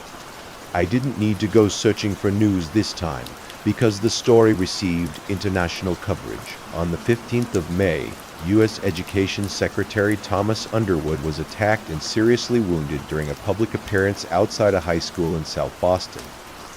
The assailant had been identified as 31-year-old Fiona Ahmad, a finance worker from the city with no previous criminal convictions. Witnesses say Miss Ahmad approached the secretary as he was greeting press and members of the public. She was somehow able to slip past Underwood's security team and stab him with a knife concealed under her sleeve. Mr. Underwood was wounded but not incapacitated, managing to fight off his attacker and throw her down to the pavement.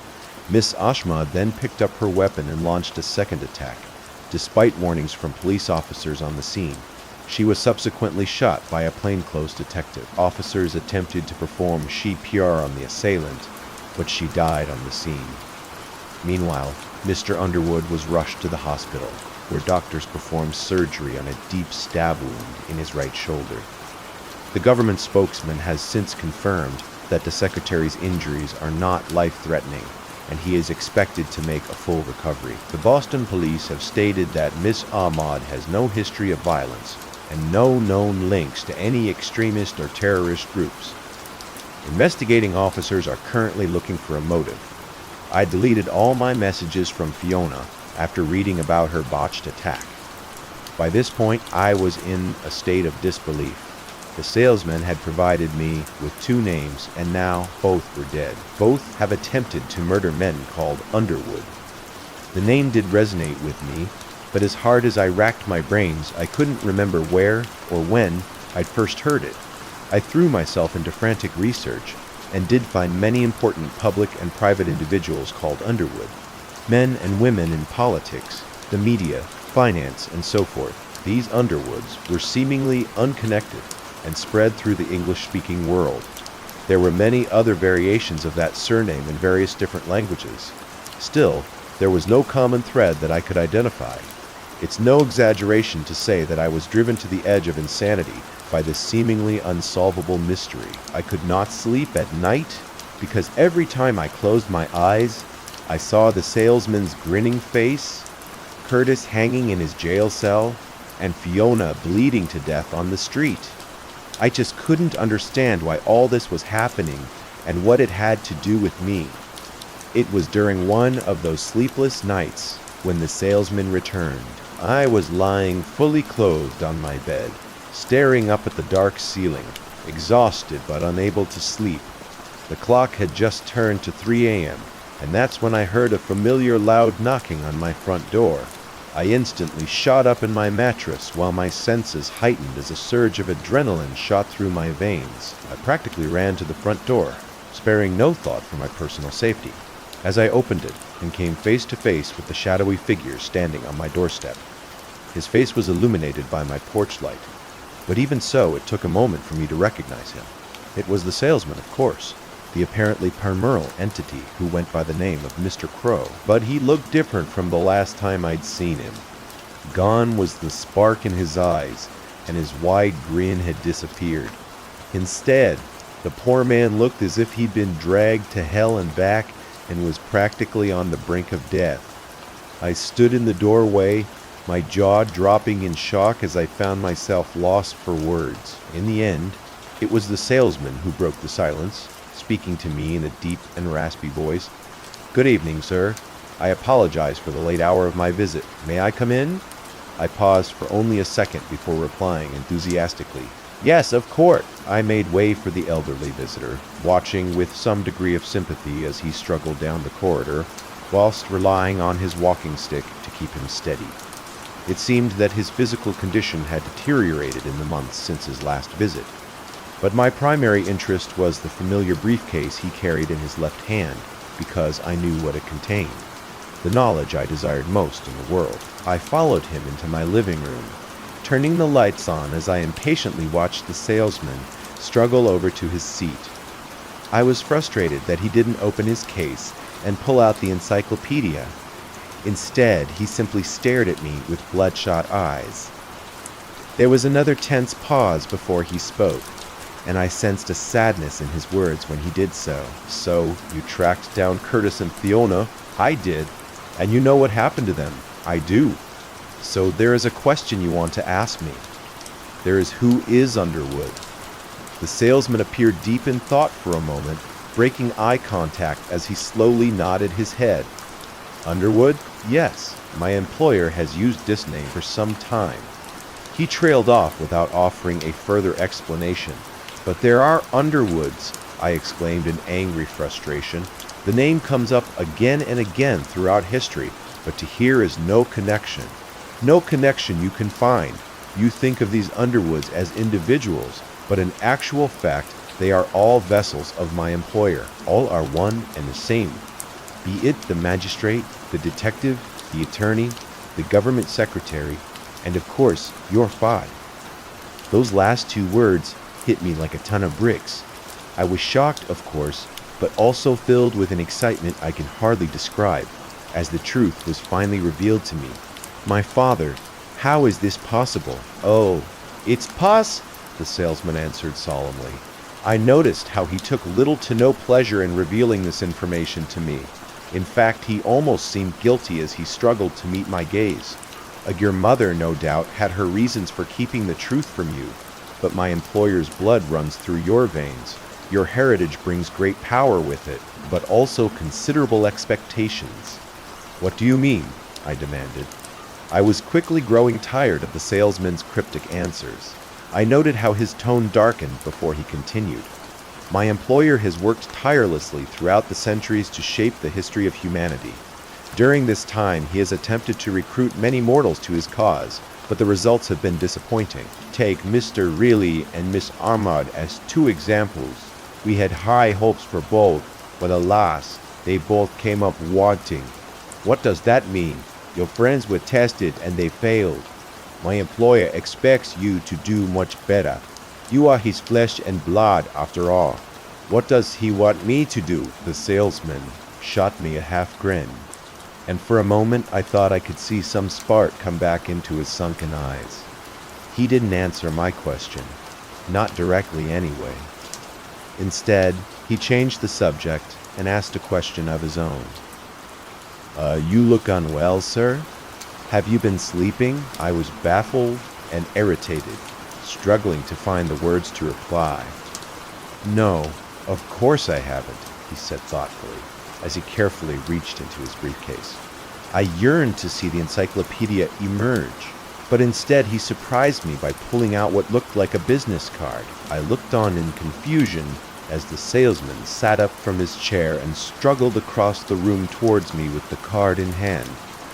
"You really should see a doctor, sir. You can't take your health for granted. Not when here is so much important work ahead of us."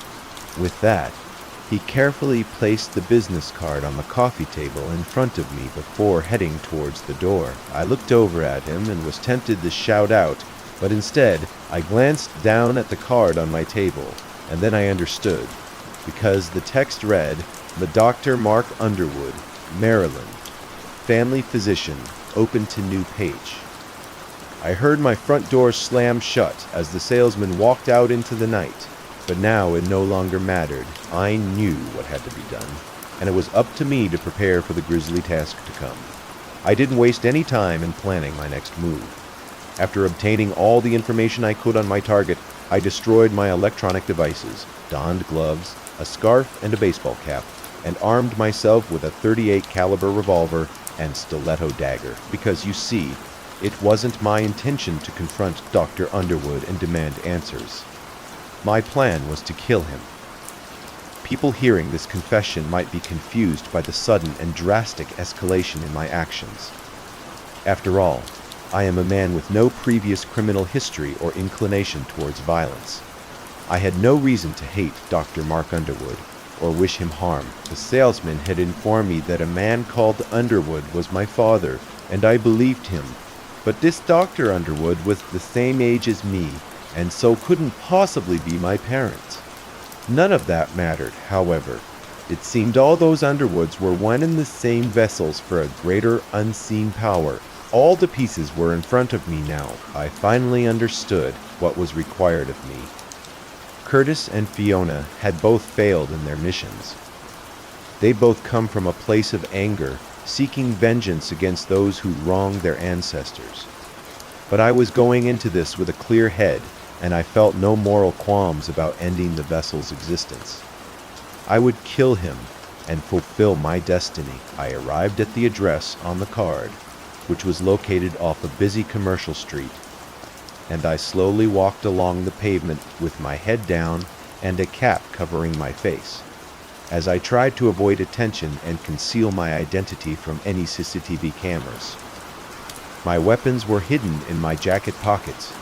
The gun was my primary, and the dagger my backup, but I wouldn't draw my revolver and scale the last possible moment.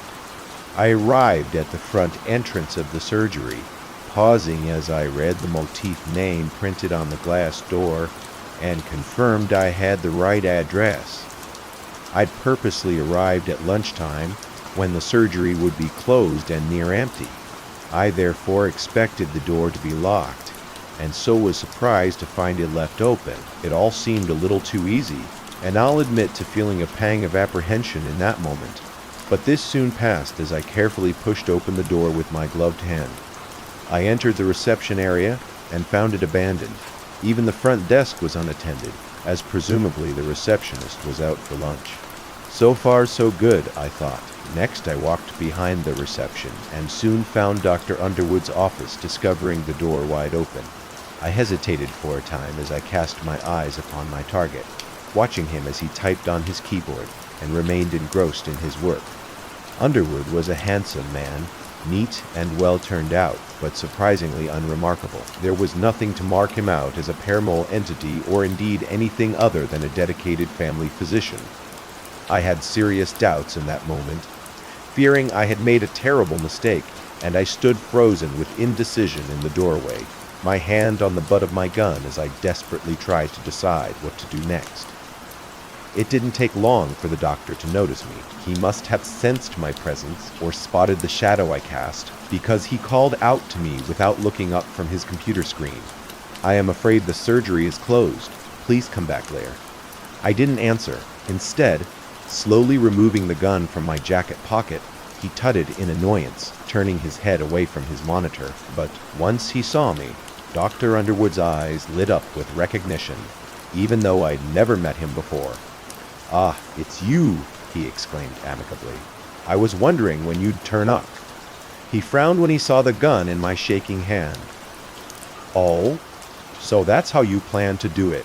he asked, more with curiosity than concern. "Well, sir, let's get on with it then." With that, he surprised me by leaping up from his chair and physically jumping on top of his desk. He crouched on all fours, his eyes filled with a predatory zeal as he hissed like an angry cat and showed me his concerningly sharp teeth. I was frozen in shock, reacting too slowly. As I raised my gun and aimed a split second later, the doctor turned monster, launched himself off the desk, and leapt towards me, with his eyes wide and fangs exposed. I screamed in terror, firing a single shot which missed the target. Underwood hit me like a freight train a second later, pushing me out of the room and pinning my body to the carpet while the gun was simultaneously knocked out of my hand.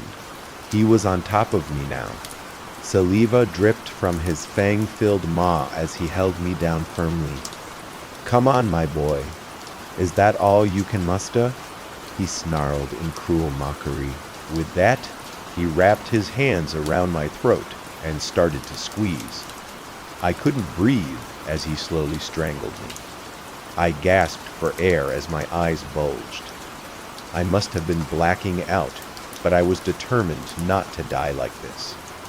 Digging deep into my reserves, I reached into my pocket and withdrew the dagger. Thrusting it deep into my attacker's thigh, he cried out in pain and loosened his grip upon my throat.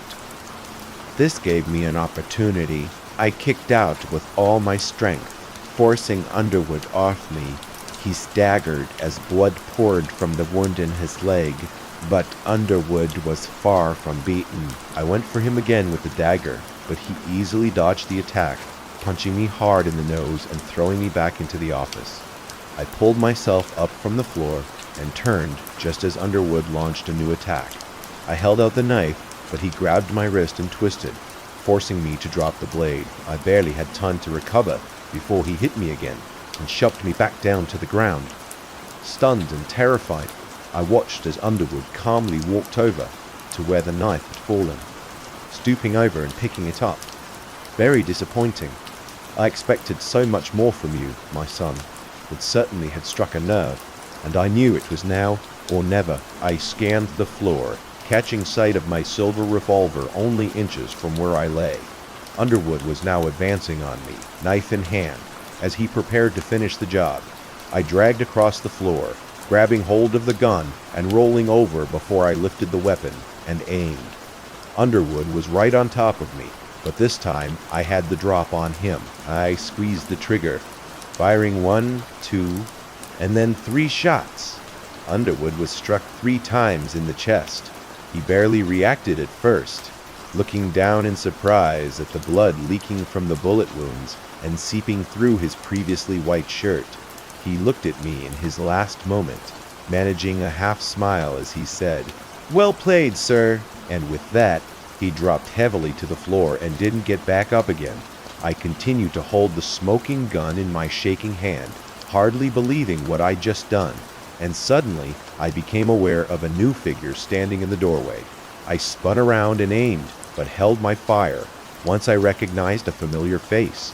It was the salesman, his trusty briefcase in hand and his sunken eyes emotionless as he looked over the dead Dr. Underwood before turning his attention towards me. "Congratulations, sir. You have succeeded where so many others have failed. Now, I believe it's high time you met my employ." I was still trying to work out what he meant when I suddenly became lightheaded.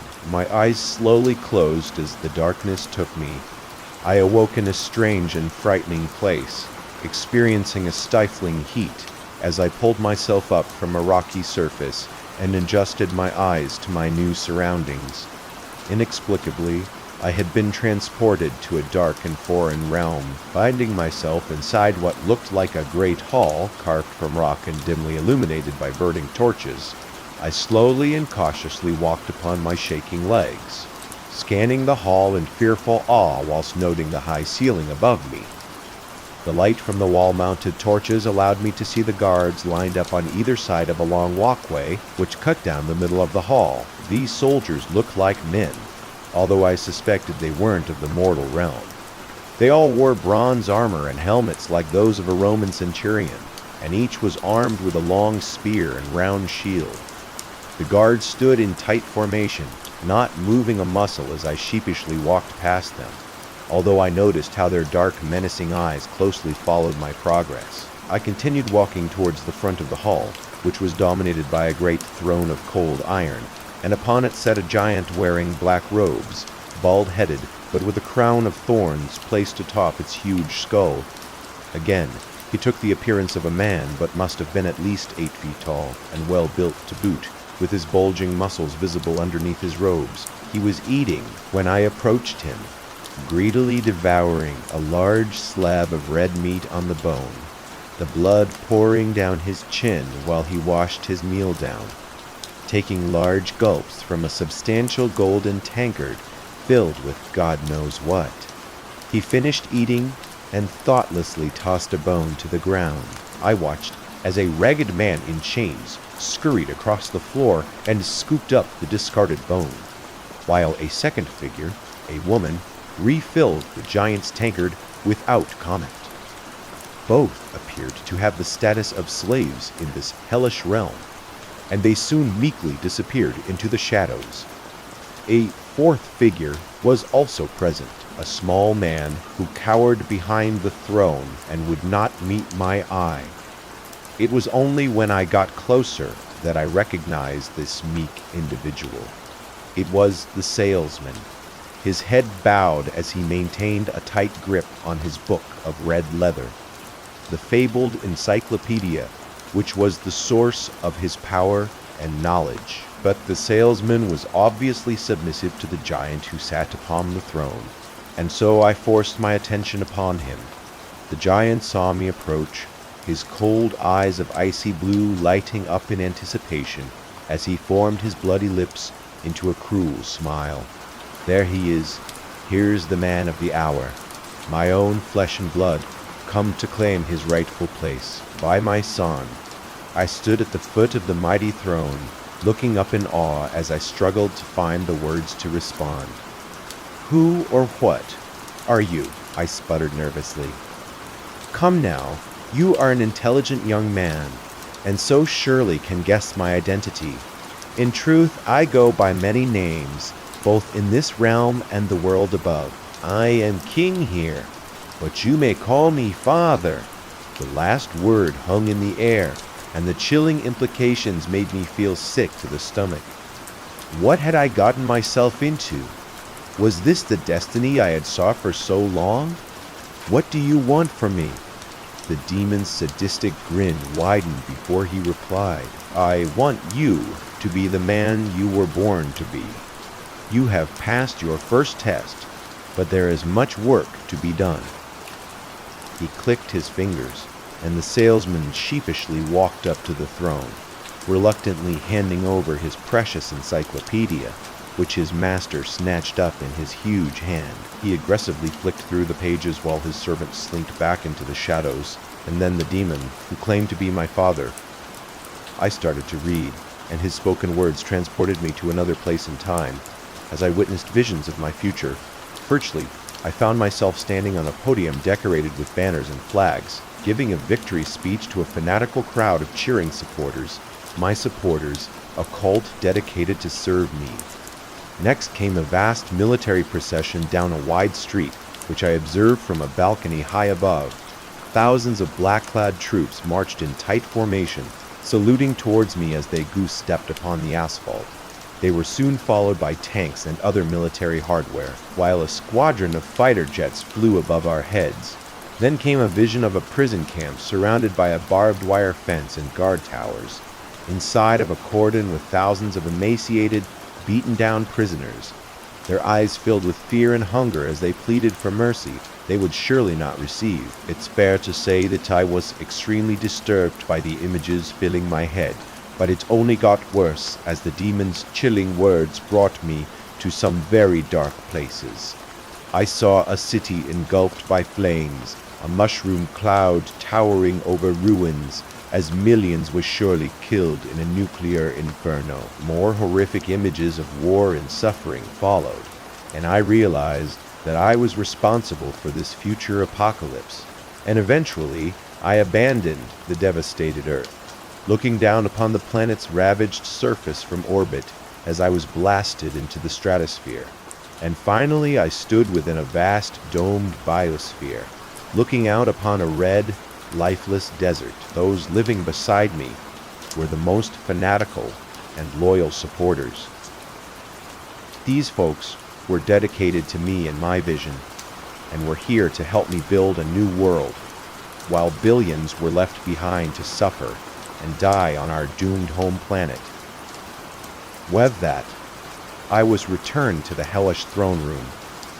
My body was shaking as I looked into the ruthless blue eyes of my demonic, so-called father. I was revolted and felt a fiery defiance deep in my belly, finding the courage to stand up to this monster sitting before me. This is horrifying. The demon merely shrugged his shoulders before responding. That depends on your perspective. I consider this as the necessary march of history.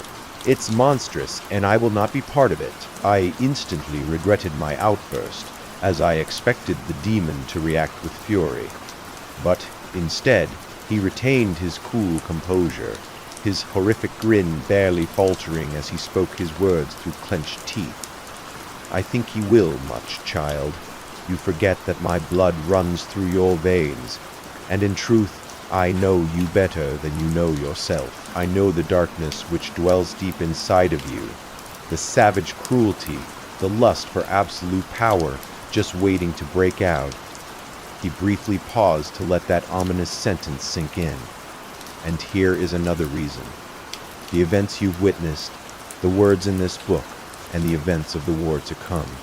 This will happen with or without you, and you do not want to disappoint me, my son. Failure comes with a heavy price. He clicked his fingers, and the two figures emerged from the shadows behind him. It was the two slaves who had served his food and drink, the man and the woman. I had barely looked at them before, but now I saw their terrified faces and their mad, bloodshot eyes. There was a sudden spark of recognition in my exhausted brain as I thought back to the photographs on the social media accounts and news reports. The chained slaves were Fiona Ahmad and Curtis Riley. They had both failed the Demon King and were now condemned to serve him for all eternity, trapped at the whim of his cruel sadism in this hellish realm, and I knew this would be my fate too if I refused him. I was left speechless, looking down at the rocky ground as I couldn't bear to see the suffering of my former companions. Well, now you know the truth, my boy. It's time for you to return to the mortal realm. Think carefully about what I have said, and know that I am always with you. He clicked his fingers once again, and I was consumed by darkness. I lost consciousness, and when I awoke, I was back on the couch in my front room, back where this had all begun.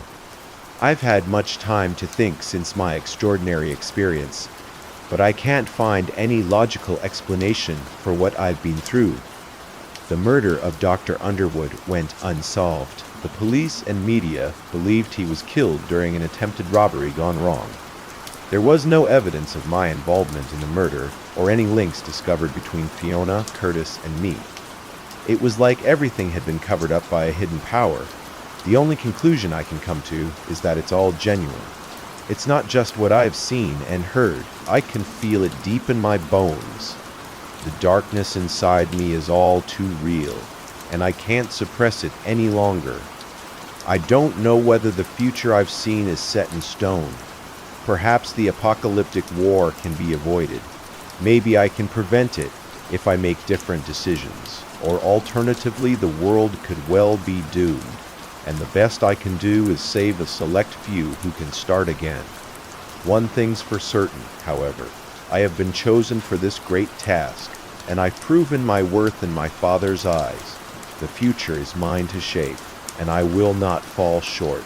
I'll never tell you my name, but you will come to know me very well in the coming years. Now, if you'll excuse me, I have an election to campaign for. The Hunger of the Pines. In the heart of the dying pines, the air grew thick with the scent of rot and forgotten screams. Something stirred in the underbrush. Not wind, not beast, but a hunger older than the roots that drank blood from the soil. And tonight, under the bloated moon, it hungered again. I've always been fascinated with the unknown, particularly creatures of the unknown. I don't know when this obsession of mine started, although it probably started when I was a young kid and would watch documentary series on aliens, Bigfoot, Yeti, unknown sea monsters, and the like. My obsession earned me my share of names and bullying in school. Like a good nerd, I pushed up my glasses, shook it off, and moved on to college, where I earned a degree in zoology and eventually my master's and PhD along the way. I had discovered the gym, alcohol, women, contacts, and other things life had to offer. However, my main love was cryptozoology. I spent 2 years of my late 20s running around the world with well-known and respected biologists, zoologists, marine biologists, looking for new species and studying others that we knew little about. My colleagues and I found new insects, fish, reptiles, but never anything that would fall under the strange or mythical. I made a name for myself in the science community. People like to say I could find anything but Bigfoot. I enjoyed my small notoriety after those exciting 2 years. I decided I wanted to work somewhere more traditional. While creating footprints around the world was fun, I was tired of never being in one place for more than a few weeks at a time. I also wanted to spend more time trying to research and find these storied monsters than work on someone else's expedition. I landed a job at a big state university in Ohio, teaching in the biology department. I also started a cryptozoology club, which attracted a large following of students. With permission from the university, I would take students to so-called haunted places, hotspots for unknown creatures, and the like. We would always come up with some crazy, disembodied, blurry video or a grainy photo. We never had anything conclusive, but it was fun for the students and myself, and it got them to think outside the box, to question what we really know about our world. The passion for trying to discover the unknown that I saw in the group's members is what kept my interest in it strong. Like I said before, my main love was cryptozoology until one faculty, Christmas party. There I met Dana. She was this beautiful brown-haired woman about my age who worked in the English department teaching creative writing. I knew I needed to meet this woman. I wasn't the scrawny nerd from high school anymore. I was in shape, successful in my field, and not too bad looking. At least I told myself. I used the corniest pickup line to introduce myself, and she had a cornier comeback. We laughed, talked to the entire party, exchanged numbers, and the rest is history. A few months after we started dating, we moved in together, and I had never fallen so hard for someone before. We shared a lot of common interests, but I had a lot of differences. I liked the outdoors, and she preferred to stay in. I was a busybody, and she was more relaxed. We both liked wine and a good book. She was a published writer who wrote these amazing stories about make-believe creatures. I read several of her short stories, and one of her books, which all seemed to be centered on forest fairies and children.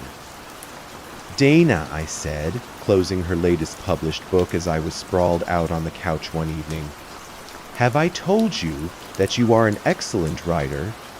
Dana was in the kitchen making her famous chicken Alfredo. Yes, but you could tell me again if you'd like, she playfully responded. Can I ask you a question? Where do you get your inspiration for these stories? She walked out of the kitchen, wiping her hands on a dishcloth. I get them from the stories my grandmother told me when I visited her in Colorado when I was young. I sat up on the couch, and she gracefully took a seat next to me. Tell me more, please, I asked inquisitively. When I was young, Dana began with a look of remembrance on her face. We would visit my grandmother every summer in Colorado. She lived in a town called St. Elmo. There were many people there. It was a beautiful town, shadowed by snow-capped peaks. There was a great big pine forest that lay between the town and the closest mountain. It was probably a few hundred acres or so. At the base of the mountain was this crystal clear lake that was full of fish and that emptied into a small river. All the kids in town would play in the forest, lake, and river, but we were strictly forbidden from playing out past sundown. This was enforced harshly by the townspeople, including my grandmother. Dana paused for a moment. Go on, I urged her with a smile. So my grandmother would tell me about the fairies in the forest and how they liked to play tricks on people. If I disobeyed my elders, they would take me away forever. These stories always freaked me out. My parents didn't like her telling me those stories, but they agreed that I should listen to my grandmother and be inside before dark. The stories didn't bother me too much until one of the young boys I played with each summer went missing in the woods. He ran away one night into the forest after a fight with his father. They never found him, and the townspeople didn't bother looking for him until after sunrise. I just can't believe that people wouldn't go looking for a boy in the forest until it was sunup. Almost all of them truly believed in the fairies. The fairies in my books are mischievous, but much nicer than the ones in my grandmother's stories. They never take people away. Dana's face was now a half smile. Kind of your thing, isn't it? What do you mean? I looked at her, slightly confused.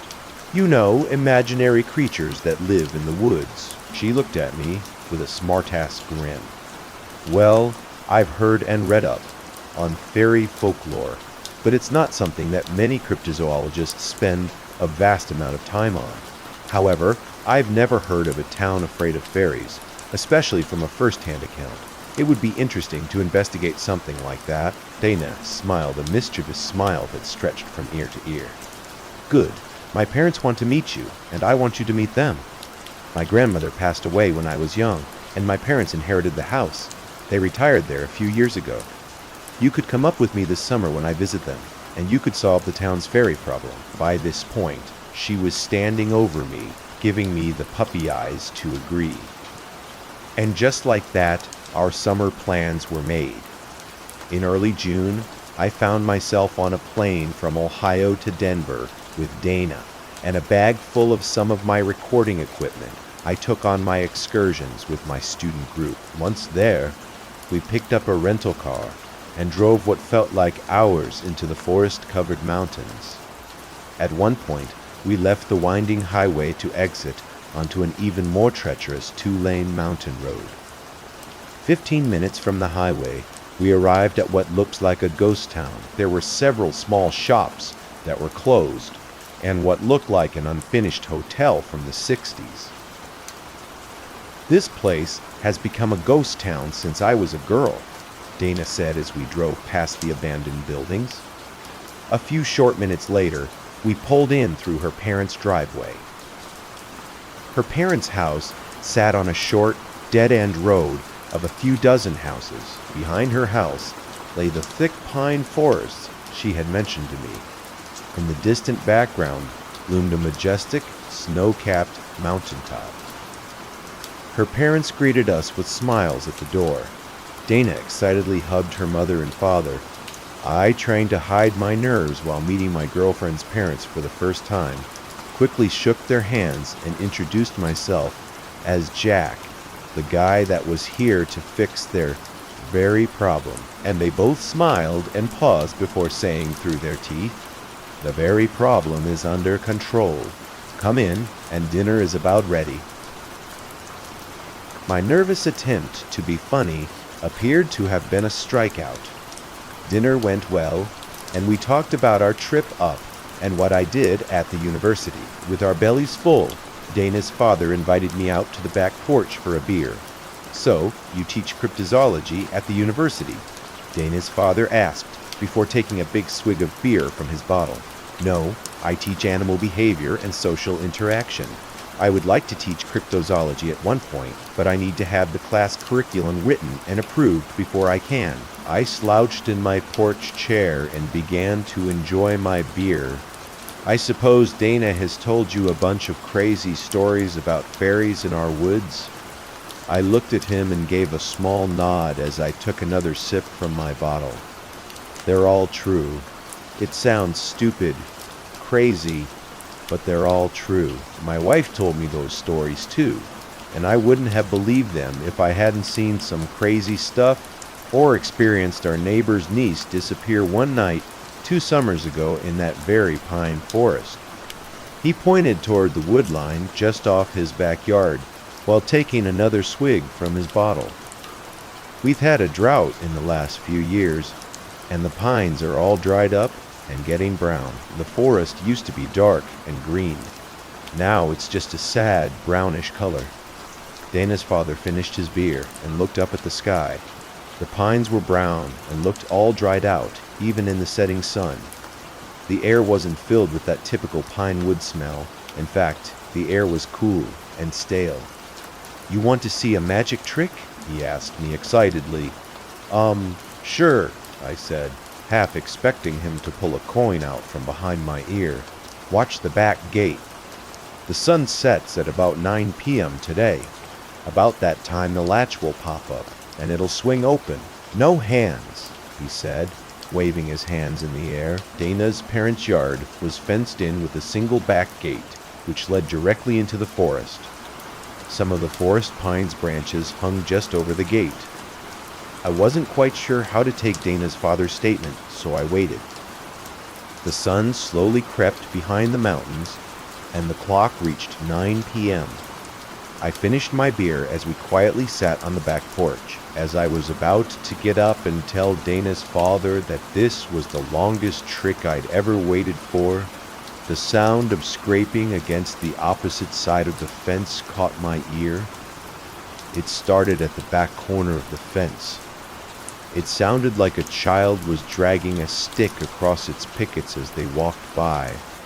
The sound accelerated toward the gate. I was laser focused on the gate, paying no attention to Dana and her mother, who had just walked out on the deck with us. Ching went to the gate latch, and the gate swung open slowly, as if pushed softly by an invisible force. "No way," I muttered to myself as I slowly began to walk off the deck toward the back gate. A strong, forceful grip pulled me back up on the deck. My head snapped around to see Dana's father gripping my arm with force. "Don't go over there," he said with a stern voice and look. "Ron, let him go," Dana's mother chimed in. "Jack, stay here. Do not go anywhere near the woods or the wood line after the sun has set." "Mom, Dad, stop." Dana strongly pulled me away from her parents. "You are embarrassing me."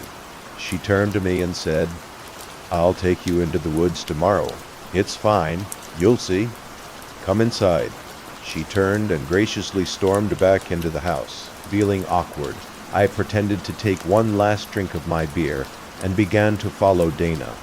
"You can go into the woods all you want during the day, but as soon as the sun sets, you must be out," Ron said, cutting me off before I could walk inside. I stopped and looked at him. His face showed genuine concern. I glanced back at Dana's mother. Her face had the same expression. "Dana really likes you, Jack," her mother started.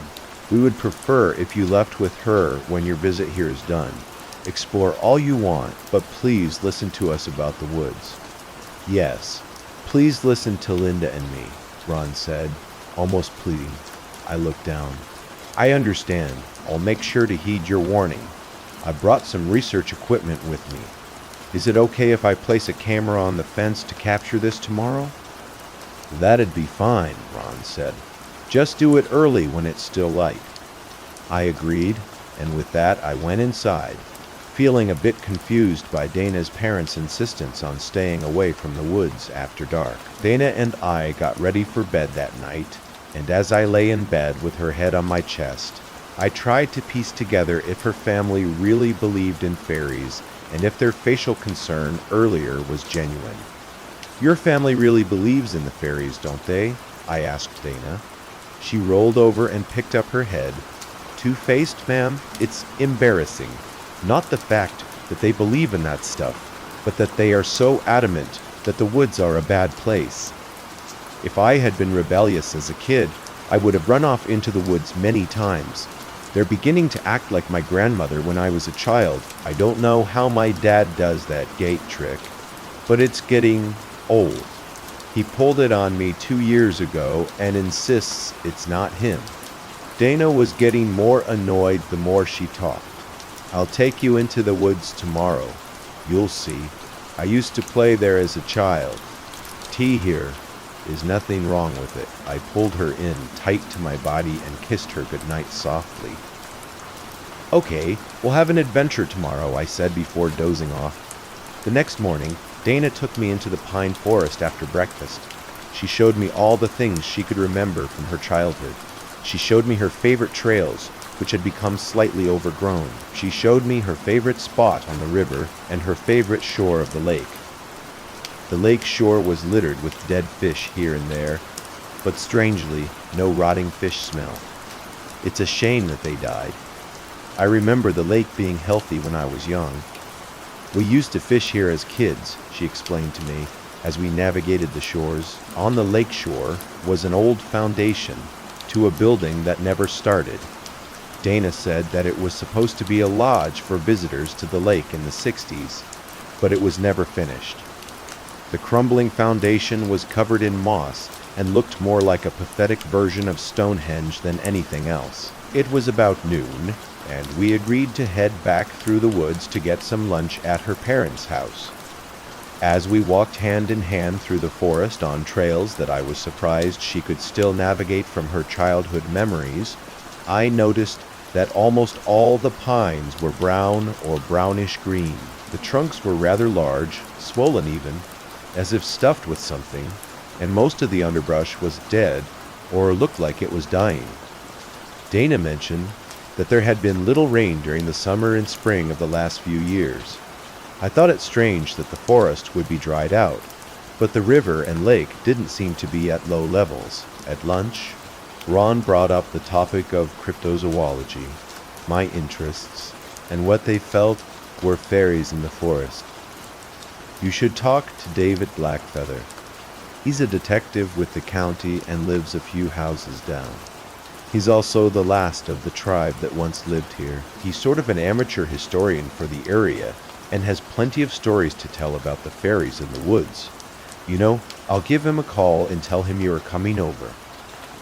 Ron gave me his address, and at the encouragement of Dana, I ventured to his house that afternoon as Dana and her mother had planned to do some shopping in the next town over. I knocked on David's door, unsure if he would be home or not. The lock unlatched, and the door slowly opened to an older man with a weather-beaten face. "Are you David?" I asked, reaching out my hand for a handshake. "My name is Jack, and you want to know about the woods, correct?" he said, cutting me off. "Ron called and told me about you. Please come in. I've got a few hours before I need to head to work and cover a night shift." I entered his house. It was large and filled with mounted animals, fish, and a variety of what appeared to be Native American memorabilia. He led me to his living room and motioned for me to sit. His living room was walled on all sides by filing cabinets and bookshelves. There was no television, and a thick layer of dust caked most flat surfaces. "So, what can I tell you?" he stated slowly, before taking a seat in the chair across from me. "Well, whatever you know about the forest, or the supposed creatures in the forest," I started. "I study unknown creatures, mythological creatures, or whatever you want to call them, and I am familiar with fairies and folklore. but I've never encountered an entire town that seemed to view these creatures like they supposedly do here. He sat back for a moment and looked up at the ceiling as if to pull his thoughts down through the tile. My tribe, or rather my ancestors, was the first to settle this area, as the oral tradition goes. We were once a large and proud tribe that numbered greatly in Colorado long before the white settlers came. A harsh run of winters and warring with other tribes cut our numbers down, and our enemies pushed us out of our original land. We wandered until we found this place, cold, starved, and desperate for shelter. We felt blessed to have come across the place with good hunting, the mountains to shelter us, and a river and lake to supply us with fresh water. I looked at him eagerly as he took a small break to remember his words. He sat up and leaned forward in his chair. The story goes that when we found this land, we were forbidden to enter the forest by some strange creatures that lived there. My people would call them the forest walkers. They said they were guardians of the pine forest here. The chief, seeing his people starving and without a place to live, struck a deal with the forest walkers. We could hunt, fish, live here, and they would protect us as long as once every moon cycle we agreed to give them one of our own. Wait, I interrupted. So, like a sacrifice? Yes, each full moon we would send one chosen person by lot into the forest. Their screams would fill the night sky. It was a horrible thing, but for us to survive, the chief made the deal, and we kept to it. Many years would pass as we sacrificed one after another of our own. Our numbers would slowly decrease over time, but those who remained were always safe, had food to hunt, and fresh water to drink. Then David got up from his seat and walked over to his bookshelf and pulled out a leather-bound book whose page edges were yellowed from age. He plops the book down in front of me on the coffee table between us. The book landed with a thud, and a dust cloud filled the air. Sorry, I've been busy and haven't had much time to clean, David stated, fighting back a cough and swatting the air to clear it. It's no problem, I calmly replied as I sat back, trying to avoid the allergen-heavy mushroom cloud. But how does what appears to be an Indian legend turn into a town of people fearing the woods? That book, he stated, pointing at it, contains all the stories about the forest walkers that have been passed down from generation to generation in my tribe. I started writing them down when I was young. I got them from the elders, my relatives, and many others before they all passed on. The last one and I figured someone should document this, so future generations can know what we witnessed. David sat back in his chair again now that the dust had settled. Everything changed when the white man came into our land. First, it was one man. He was an explorer. We did not see him as a threat, so we let him pass. However, he found gold in the river, he told others. Soon, many others showed up looking for gold in the river. They brought furs, meats, beads, and guns. They were willing to trade for small pieces of land so that they could live here while they prospected. We agreed. The prospectors were supplying us with new things, and we were trading small parcels of land for them. The white people cut down trees to make the clearing in which our town sits now. They built houses, they hunted and fished. We no longer sent one of our own into the forest every full moon, so the sacrifices stopped because you were getting what you needed from settlers, I questioned. What about your deal with the creatures? We lived peacefully alongside the white men. David started again. The forest walkers were angry that we had broken our deal. They would watch us from the tree line in the shadows. Their anger could be felt. One night, several prospectors who were fishing the lake came home through the forest late. The walkers took one of them violently in front of the others. Their screams filled the night air. The survivors fled and never returned. They left their belongings and even their gold because they were so scared. Soon, people who were in the woods past dark began to disappear. No trace could be found. David sat up and took a deep breath. When people started to avoid the woods after dark, they started to trick people into coming into the woods. They would mimic the cries of children or loved ones during the night. Anyone who ran into the woods to save them would be taken. They took 3 mothers of our tribe once because the walkers cried like babies on the forest line. The women ran to save the babies only to be taken away. They only took 1 person at a time, but they started taking them more often as revenge. So they can mimic sounds or voices? I questioned, a bit confused. Yes, he began while rubbing the side of his head. They can take anyone's voice or sound like anything that would entice you to enter the woods. The greed of gold was greater than the danger of being taken, and more white people showed up. Until many had disappeared, the word had gotten out that this land was cursed. Many people left, but those who were widows with small children stayed. Everyone who lives here now is a relative of someone taken.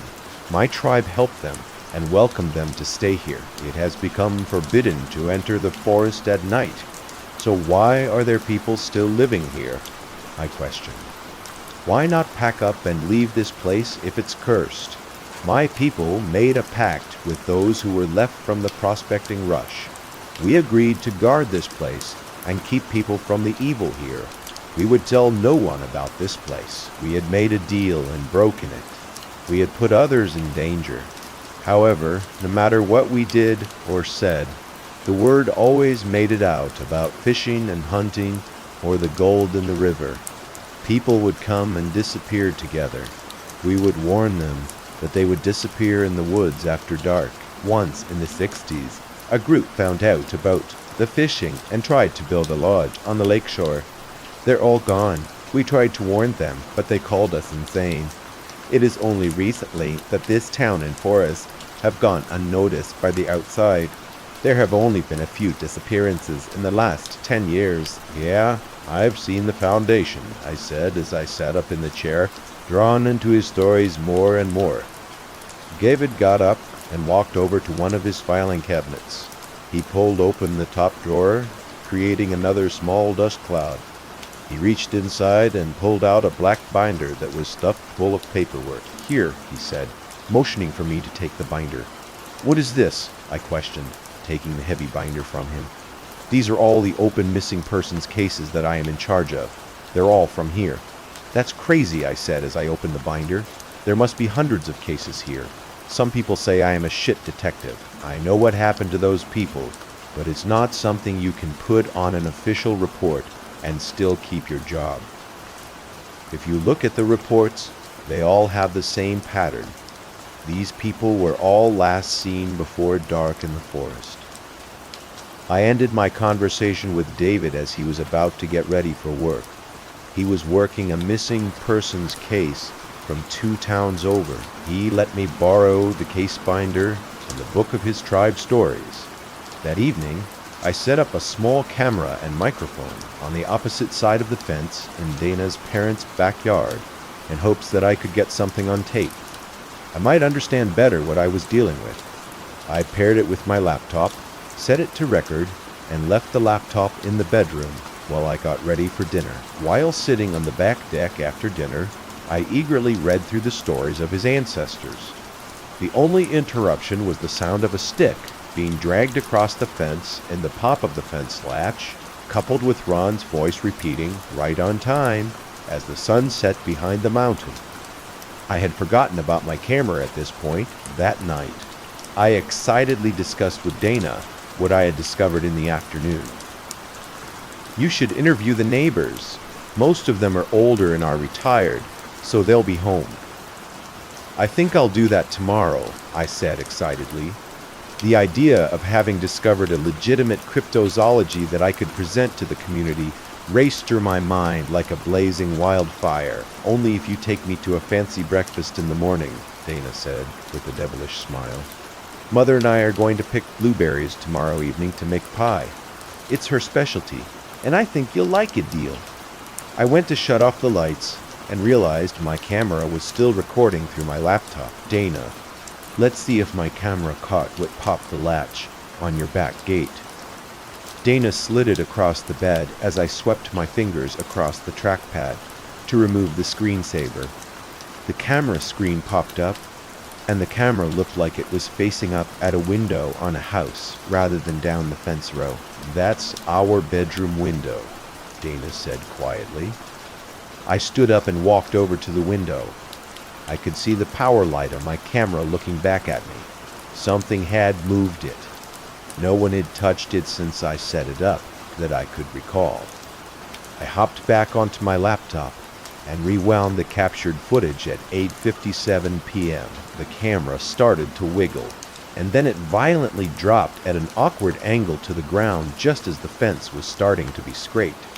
We watched and listened as the gate latched unlocked and the gate swung open. Whatever did it was just off camera. Did you hear that?" I asked intensely. "What?" Dana replied. "I bumped the audio level up and skipped back on the video in a hissing tone the words "no see yet" sounded. It was quiet, but quite clear." "What was that?" Dana asked with a quiet, shocked tone. "I fast forwarded through the footage until I saw the camera start to move. From there, an unseen figure picked up the camera and put it on the post where it was now facing our bedroom window. Our bedroom light came on in the background of the footage. You could hear a faint giggle, like a small child would make. "Jack, that's creeping me out." Dana reached across my lap and shut my laptop. "Turn off the light, and we're going to bed." She rolled over into bed and pulled the covers over her body. I shut the light off and followed. The next day, after taking Dana to breakfast in the next town over, I went door to door asking people what they knew about the forest. Many were hesitant to talk to me until I explained who I was, what I believed, and that I intended to study what was going on. Once that was out of the way, I was warmly welcomed into many of their homes. The townspeople had a wide array of stories. I wrote down as much as I could in a notebook. Their stories ranged from relatives disappearing to hearing strange voices at night to seeing groups of travelers go missing one night without a trace. Many were older stories of loved ones who wandered into the forest late or failed to make it out before sundown. Everyone seemed to believe in the creatures that populated the pine forest, but no one had ever seen one. One older gentleman mentioned his sister had gone into the forest on an afternoon stroll and never returned. For months afterward, he swears he could hear her voice calling every evening to him from the woods, but he dared not enter. Eventually, the voice stopped. The rest of the afternoon, I dedicated myself to taking notes on all of the missing person cases. I only stopped to kiss Dana goodbye after she and her mother left to get blueberries from the forest. She had promised to be home in an hour, and I was fine with her going since it would be several hours before the sun went down. "You feel okay going into the woods after the video feed from last night?" I questioned. Dana shuddered and then sighed. "Nothing bad has ever happened during the day. My mother will be with me. I am sure it was probably my dad playing a trick on us. Just come home safe to me." She smiled and closed the door. I returned to my reading. Each case had the same set of circumstances.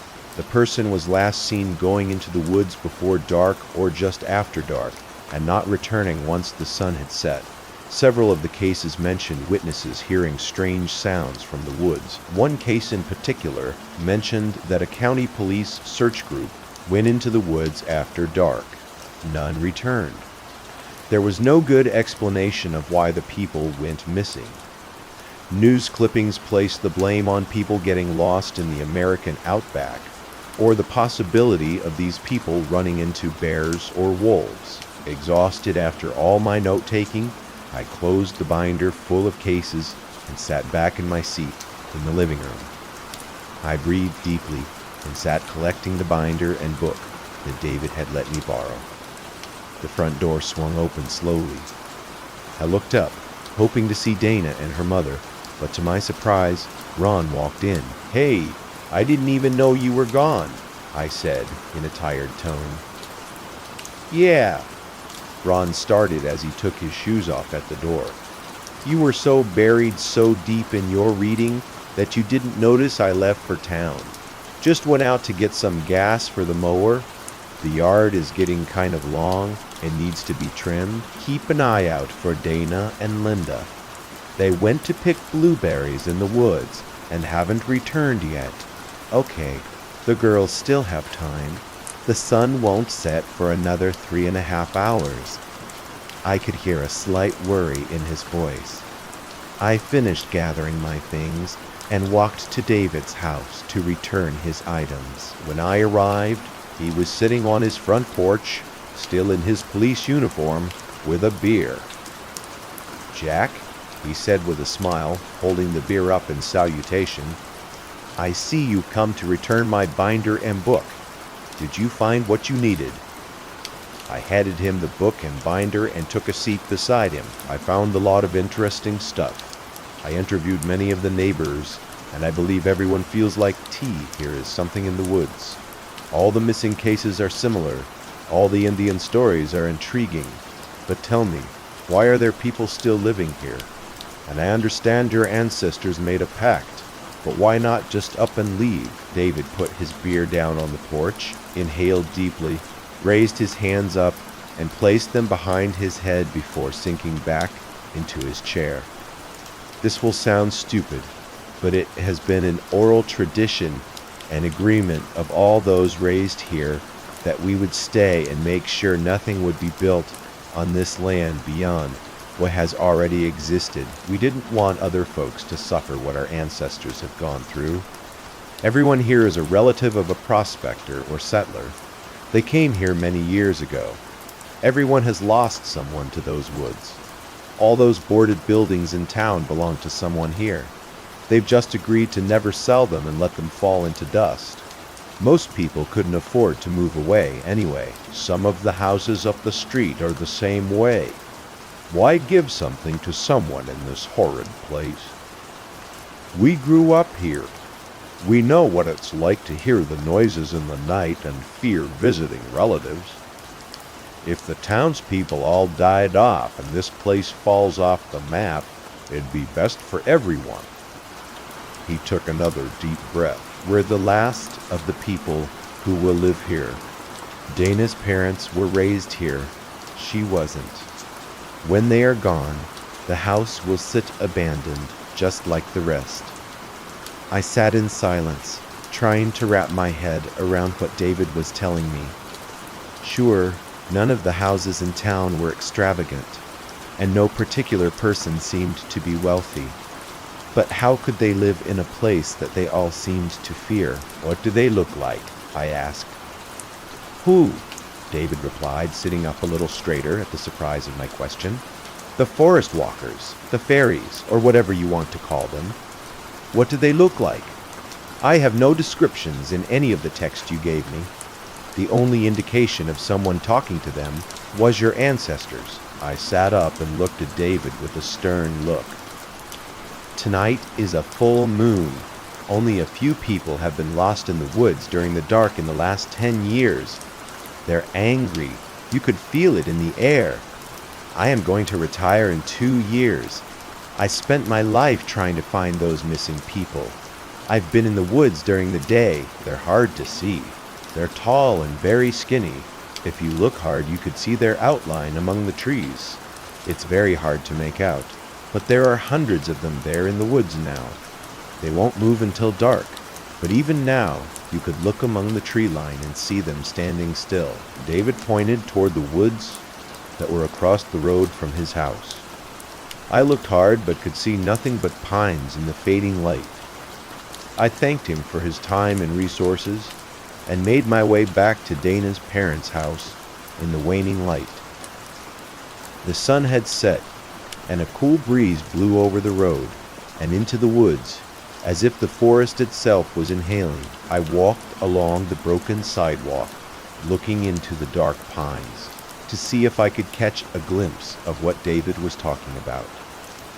The moon was full and extra bright. It almost looked like a day out with a slightly bluish tint. There was no noise, no bugs, no birds. Only the breeze and my footsteps filled the night air. I would be home in just another 100 yards or so. Jack, a blood-curdling cry sounded from just inside the forest line. That voice, I knew that voice. It was Dana. The hair around my neck stood straight up. My heart began to pound with a violent fervor. Dana had left with her mother when I left. What if she hadn't made it out of the woods? What if she was hurt? What if she was being taken? Jack. The scream sounded again.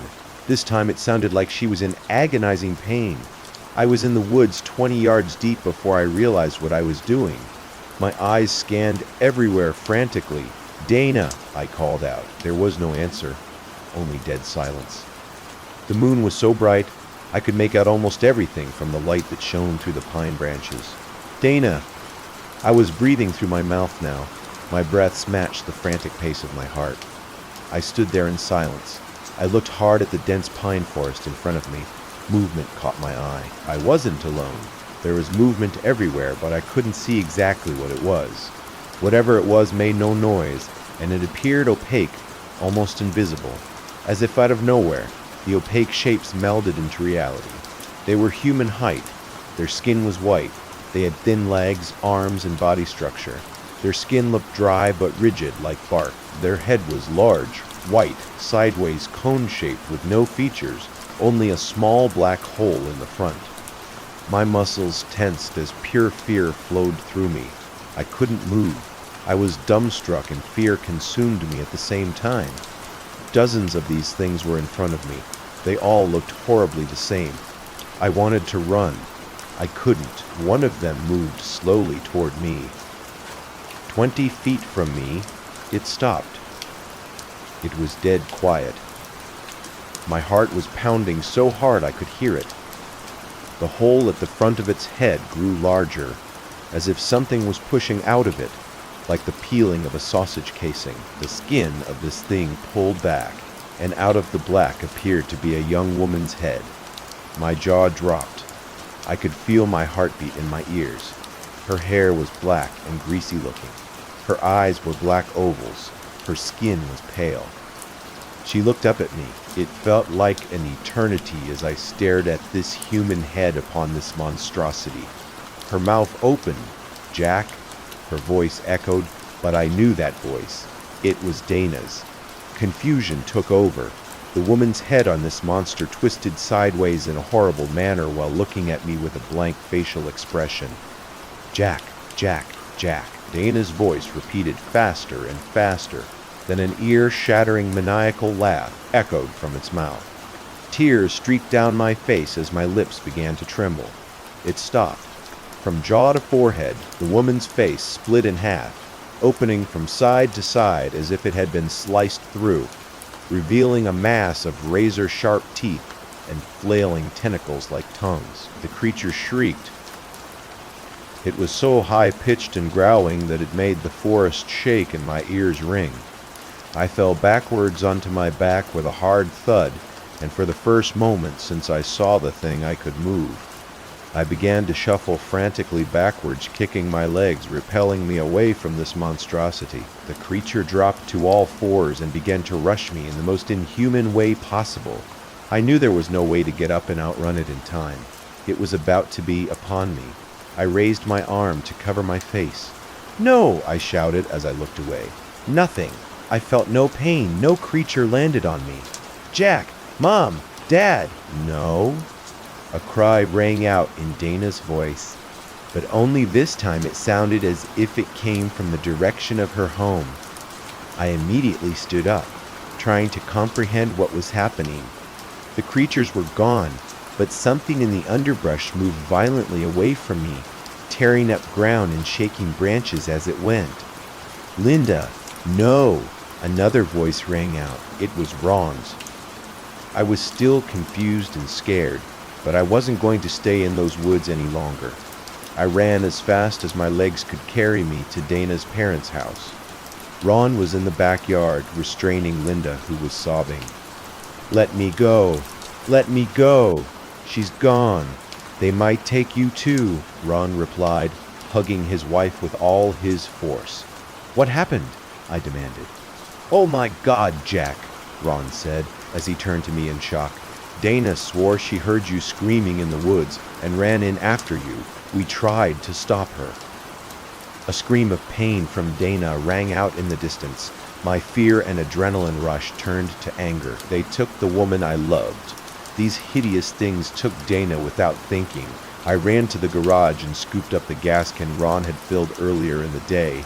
I scanned the garage frantically and found a propane torch on a shelf, and I quickly made my way to the tree line in their backyard. Ron, hold this, I commanded as I shoved the propane lighter into his arms. I began pouring the gas carelessly on the trees and the brush along the forest line. What are you doing? He asked, with a puzzled look on his face, still trying to comfort his wife. I looked at him dead in the eye and coldly stated, Give me the torch. They want to take her. I am taking the forest from them. He reluctantly handed over the torch I had just forced him to hold. The forest was dry. The breeze was blowing into the forest. I opened the propane valve, lit the torch, and tossed it into the brush. In seconds, there was a towering inferno before me. I grabbed Ron and Linda, who were in shock at what I had just done, and dragged them to the front yard. The fire raged quickly and moved faster than anything I'd ever seen before. Soon, the entire town was standing on the road, watching the blaze consume the pine forest they had always known. I stood silent among them with rage in my eyes. Suddenly, inhuman screams of horror and pain filled the air. They were piercing like a knife, causing many people to hold their ears. The townsfolk held their ears tight to block out the sound. Many ran back to their homes, and fear gripped each other for comfort. The screams roared deafeningly on and on as the fire raged until suddenly, as quickly as it started, the screams went silent, and only the blaze could be heard. Someone called the fire department, which alerted the forest rangers. There was nothing they could do. The flames spread so fast that the entire forest was burnt to the ground before they could enact a plan. I admitted to starting the fire, and was arrested that night by the county police. I spent 3 days in jail, with little or no human contact. The cops moved about the office in a frantic manner, as if they were swamped with more work than they could handle. They ignored me for the better part of my stay, only feeding me and checking in on me before night. When I awoke in my jail cell the third morning, David was there to greet me. "Good morning," I said, groggily. He opened the cell. "You are free to go, Jack." "What?" I was a little confused and a little shocked. "Come with me." He motioned for me to follow him. I stood up and did as he asked. They found Dana. Oh my God, is she okay? Is she hurt? My heart was overjoyed in my confused state. She had some burns, cuts, bruises, suffered from some smoke inhalation, and seems to be in shock, but she's alive. Get in the car and I'll take you to the hospital. I would have told you sooner, but I've been busy with everything that has been going on. Thank God, I shouted. But wait, I am confused. Why am I going free? Get in the car. I'll tell you about it on the ride over. The car ride to the hospital was about an hour. On our way over, David explained that I was the least of the problems the county had to deal with now. None of the houses in the town were damaged. The wind blew the fire in the opposite direction. Search and rescue teams combing the forest that night and early morning found Dana on the lake shore. She was nude and in shock, but alive. The biggest issue the county had to deal with was the hundreds of skeletons found in the forest. They weren't scattered about like victims of a forest fire would be. The burned-out pine tree trunks contained dozens of skeletons, as if they had been stuffed into the trees. David showed me a picture on his phone that he had taken at one of the scenes. The photo contained a swollen-looking tree trunk that was burnt out. When you sawed the trunk, You could clearly see a human skeleton contorted in a horrible fashion with the tree growing around it, what looked like wooden veins and bark fused to the skeleton as if they were growing together. Some of the skeletons had been identified by dental records as people who had gone missing in the woods from the 60s. Others were determined to be hundreds of years old. The coroner was now trying to figure out whom the skeletal remains belonged to, and how they could have possibly been encased in a tree. Most of the missing person cases will probably be closed because of this, David said, breathing a heavy sigh of relief. I've only slept a few hours in the past days because of all the paperwork I've had to do on my missing persons cases. David dropped me off at the hospital, and I made my way to Dana's room. Her parents were there. She was bruised and cut up, but alive, sitting there in her bed, looking forward, agape but not blinking at all. When I walked in, she turned to me slowly, not blinking. When our eyes met, she began to sob. I ran to her and embraced her warmly. "They took me," she said through heavy sobbing. "They ripped my clothes and tried to put me in there." "Where?" I asked, fighting off tears of my own while continuing to hug her tightly. "In the trees, she said through sobs. "They feed the forest with us. The forest was dying, and it hungered." Not another word was said. I just held her tight till her sobbing stopped. When Dana was released from the hospital, we left for home. Her parents boarded up the house and bought a condo close to where we worked. It's been years since this happened. We don't talk about it. Her parents don't talk about it. Yet I am still obsessed with whatever these things were. With the forest gone, a development company bought up all the land that the town sat on for cheap and turned it into a housing development known as Since Disappeared. To my knowledge, in that area, there are some reports that the place is haunted and that at night you can still hear strange voices and screams. My camera had been recording the night of the fire. I'll watch the video once before I delete it. Right before Dana was taken, the latch on the gate was popped by something opaque that my camera couldn't make out.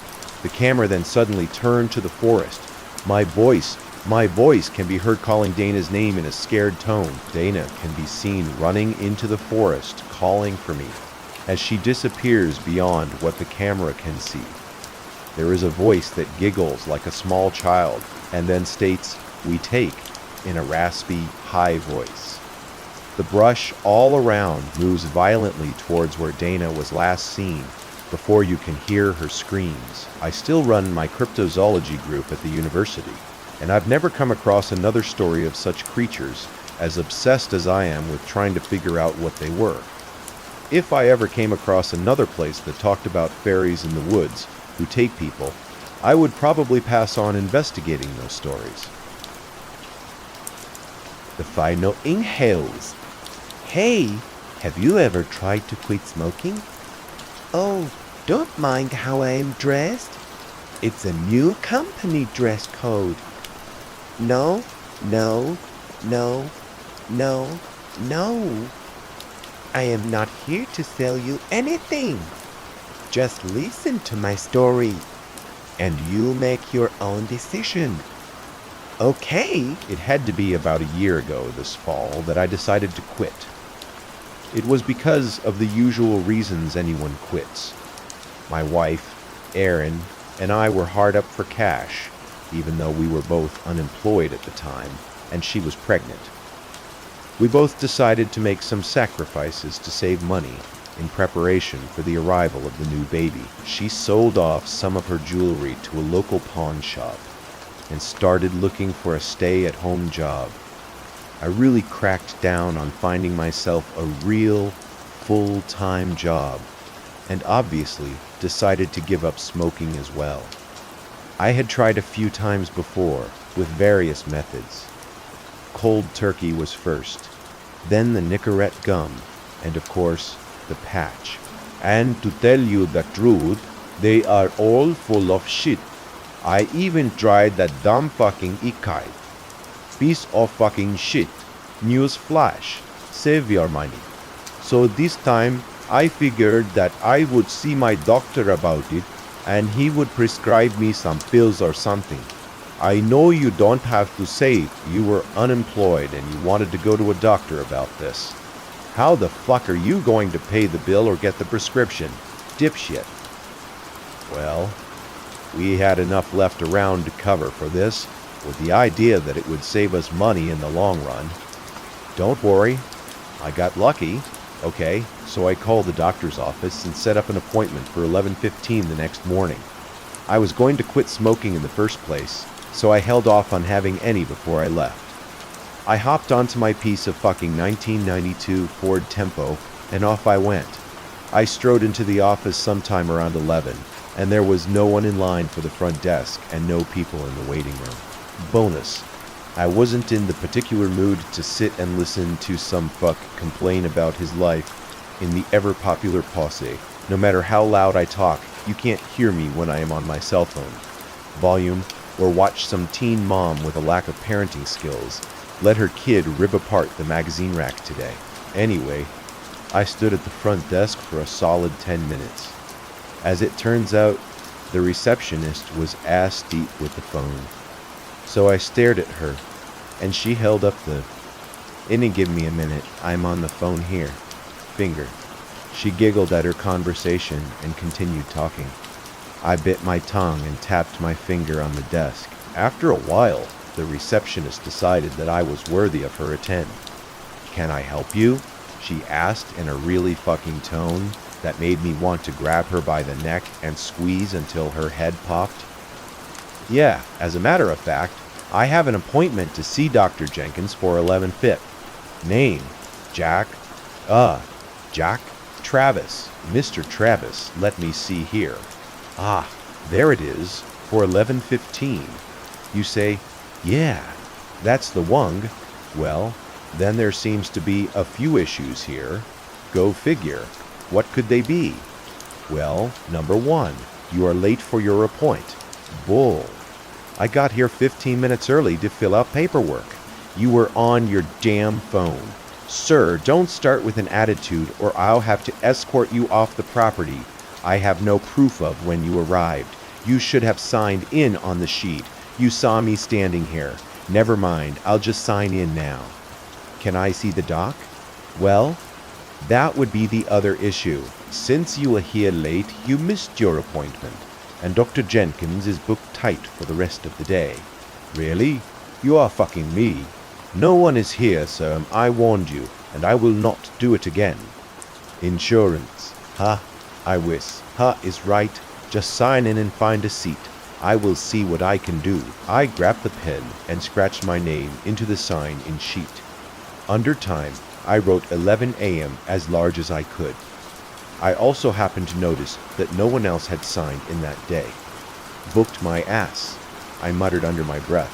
Believe it or not, the dumb fucking went right back to yakking on the phone. This is fantastic. Fan-fucking-tat, I muttered a little louder. She glared at me for a second, and then turned back to her oh-so-important phone conversation. I smirked a little and sat there with my proverbial thumb up my ass. I checked my watch, and figured a magazine might help me pass the time. The magazine rack was full of your typical doctor's office, reading material, parenting magazines, men's health, along with assorted other crap. I picked up a motor dran and flipped through the pages. Nothing was worth spending any time reading, so I put it back. The weight was almost unbearable. Dull office white walls, the television droning in a repetitive loop of health news, racks of pamphlets trying to convince people to ask for certain prescriptions. If your ass hair grows faster than you can keep up with, ask your doctor about fucking Rogaine.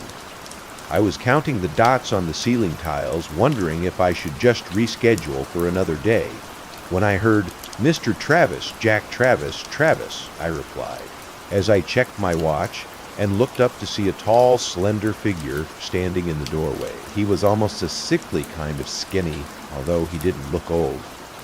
I couldn't really put my finger on the age. He had short, gray hair sticking out from a red-orange hairpiece. His eyes were slightly sunken.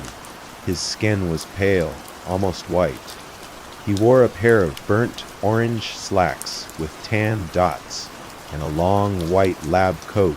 My jaw dropped at the sight of this oddly looking man. Dr. Jenkins? I asked.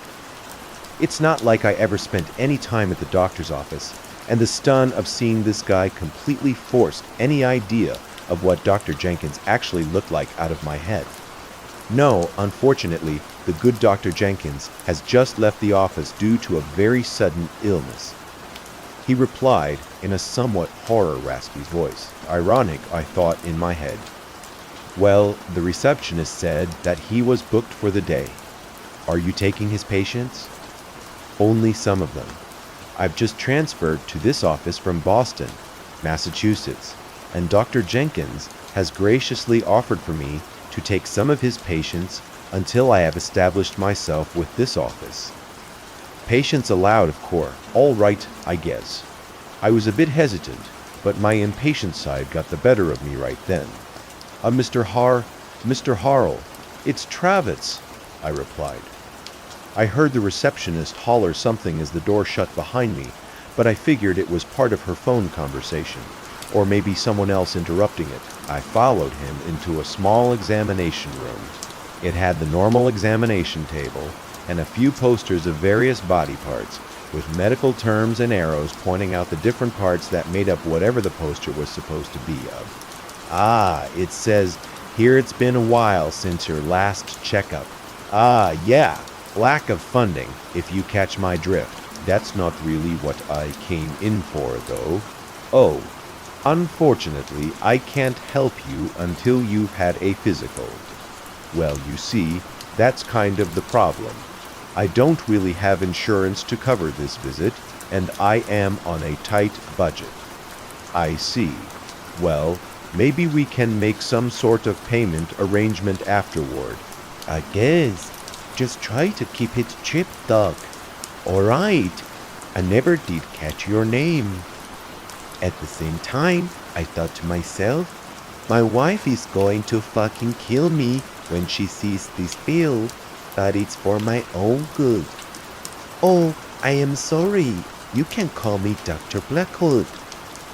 Alright, Doc Blackwood. Let's get this over with. He continued with a quick examination. He checked blood pressure, weight, braid, turn your head and conk, so on and so forth. Last, he checked my breathing. He held the cold stethoscope on my chest and asked me to breathe deeply. Are you a smoker, Mr. Travis? Listen, it's Travis. You know what? Just call me Jack. Yes, that's why I am here, actually. Oh, is it? What seems to be the issue? I explained to him the situation, and his big gray eyes looked right through me as I spoke, as if reading into my soul. It was rather unsettling, but I put it off for the time being. Well, you are in luck, he said, as he stretched a tight-lipped grin across his white, fragile, paper-like features. It just so happens that we have a chance of a lifetime. There's a newly developed medication for just such an individual as yourself. Come on, Doc. Really? Brand new? That means it's going to cost, what, both arms and a leg? What are we talking about here? No, you misunderstood. This medication has just entered the testing phase before it's released to the general public. They currently will be paying volunteers the sum of $1,500 to test it and report back on the results. Don't worry, it's been cleared for human tests. Really, they'll pay me to take their pills, just to see if it works or not. Oh, not just that, but since you are my first patient, and I have been closely involved with the development of the medication, I am willing to waive your bills for today's visit. If you agree to involve yourself with this trial, it seemed like a win-win. I mean, I would get my appointment for free, along with the prescription I came for, and on top of all, I am getting paid. I was ins. All right. Sounds good. What are the terms of payment?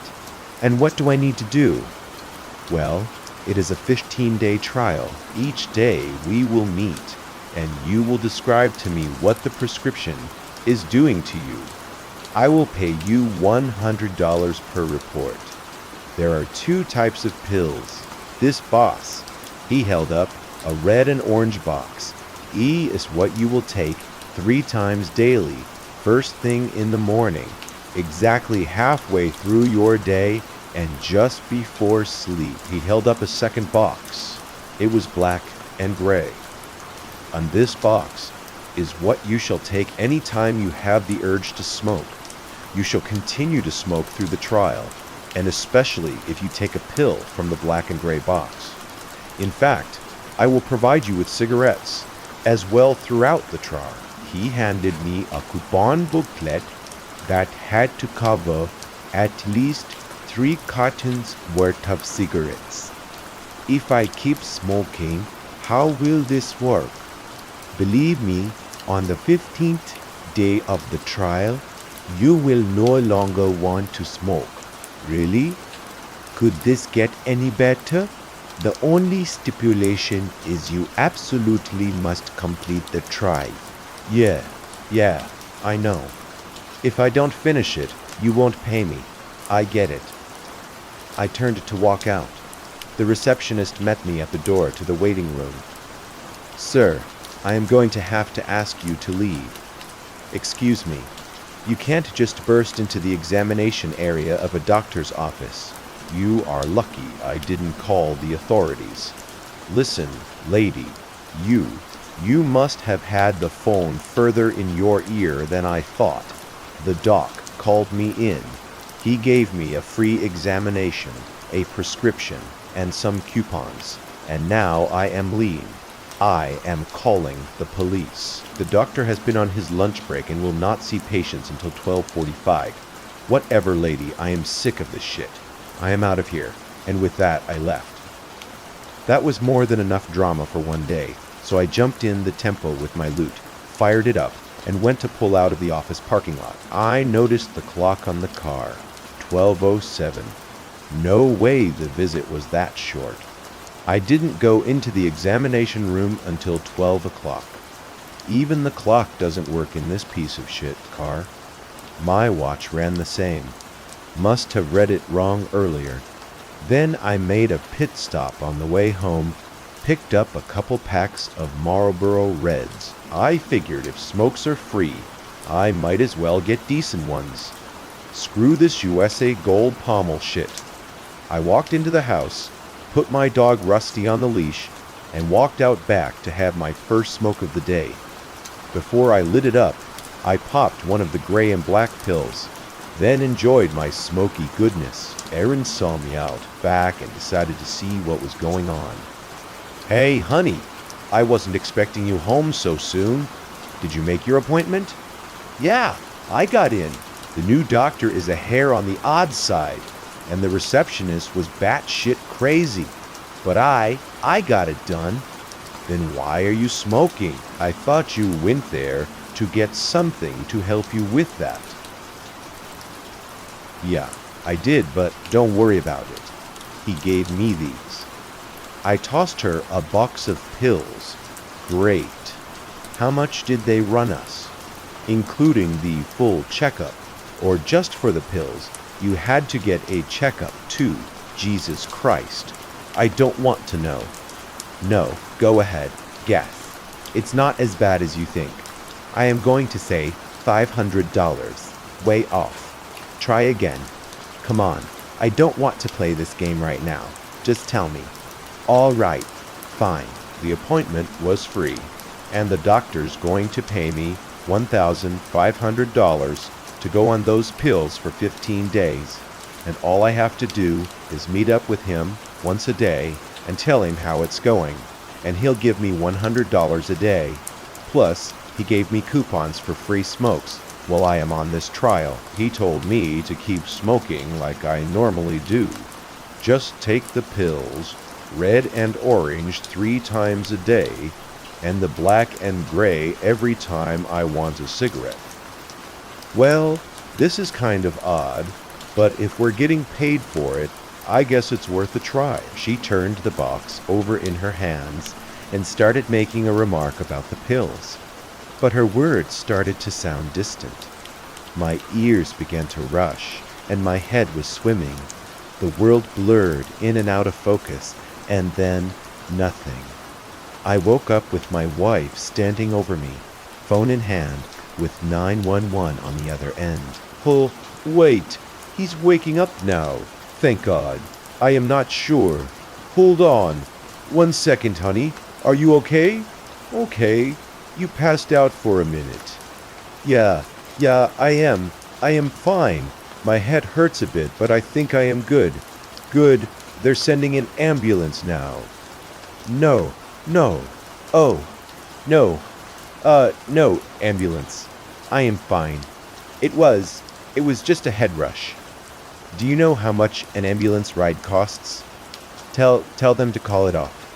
Down. Give me the phone. I'll do it. Hello. 911. A woman's voice respond. Sir, can you tell me what happened? Don't worry. Call back your ambulance. I just had a bad head rush. Sir, I need you to confirm your condition before I can do that. No big deal. I passed out. I am fine. The voice on the phone changed slightly. It deepened and gained a hoarse quality. You took them, didn't you? The pills? As? And then started. Sir, are you still there?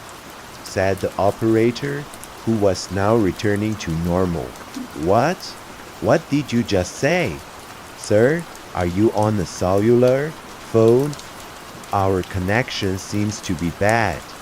Number, what did you say about the pills and ashes? Sir, I did not say anything about pills or ashes.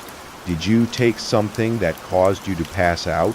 Number yo, it must have been the static. I misheard you, I swear I am fine. All right, sir. I will recall the ambulance and alert them that it was a false alarm, but if this happens again, I would advise you to seek medical attention. I'll do that, I said, and hung up the phone. I wiped some drool from my mouth under my sleeve and noticed it was black. I neglected to mention it to my wife. She had had enough stress for one day, and I think I did as well. The rest of our day was rather uneventful. As I was getting ready for bed, thoughts of the voice on the phone and the strange doctor raced through my head. Just a strange day, I thought to myself. I picked up the boxes of pills and looked at them. There were no labels on the boxes, in fact, no words at all. Just a cardboard box that was red on one half and orange on the other. It was the same with the black and gray box. I pulled one of the blister packs of pills out of the red and orange box, popped one of the pills out of the foil, and rolled it around in my hand. It didn't look like any other pill I had ever seen. Not that I usually spent very much time studying pills in the past. The pill was a clear casing with a red liquid inside. Another orange liquid swirled around inside the pill but didn't mix, kind of like oil and water. The pill emitted a faint glow. It's $1,500, I thought to myself, and swallowed the pill. The next morning, I awoke in a cold sweat. The black liquid was out the corner of my mouth again. I've never been one to remember my dreams, but there was a definite feeling of dread. My wife stayed in bed, and I went through my normal morning routine, with the addition of taking my new pill. I brushed my teeth, set up coffee, and went out back for my morning smoke and let Rusty out. I pulled out the black and gray pills again. I had taken a few the day before, but hadn't really stopped to look at them. After looking at the other ones last night, I decided to take a better look at these as well. Now, they were similar to the red and orange ones, except these ones were gray and black with swirls. Rather than emitting light, these were completely devoid of any. It was almost as if they sucked the light from around them. They emitted darkness, whichever way you want to look at it. I noticed the dog had stopped walking and was staring at me with his hackles raised. Rusty, what's your problem? Of course, he didn't respond. He just remained tense. Probably a squirrel or a chipmunk behind me or something. I went to pop the pill in my mouth, and Rusty let out a loud bark, which startled me into dropping the pill on the ground. Rusty, being the curious dog he was, ran up to it and gave it a sniff. He let out a loud, painful yelp, and then took off across the lawn. Really, Rusty? God, you are such a fucking idiot. He was hiding in his doghouse. I just shook my head, picked up the pill, swallowed it, and had my smoke. It seemed each time I took them, the head rush that accompanied them got less and less. I chalked it up to the side effects. The black liquid had to be from the pills as well. Well, I finally convinced a reluctant Rusty out of his doghouse and went back in the house. The rest of the morning went on as usual. Erin rolled out of bed around 10:30. We browsed various websites for jobs, flipped through the classifieds and watched some television, and just then the doorbell rang. When I checked the clock, it was around 12 o'clock. I wasn't expecting anyone, so I went to the door, prepared to tell some salesman or Jehovah's Witness to go eat a dick. I peeked through the blinds, and lo and behold, it was Dr. Blackwood. What the fuck is he doing here? I opened the door. Hey, Doc. Oh, can I help you? Jack, if I am correct. I came for our daily meeting and for your report. Oh, that's right. I almost forgot about that. I didn't expect you to show up at my house. Did we schedule a meeting? I said a meeting once a day. Correct. Yeah, I guess you did.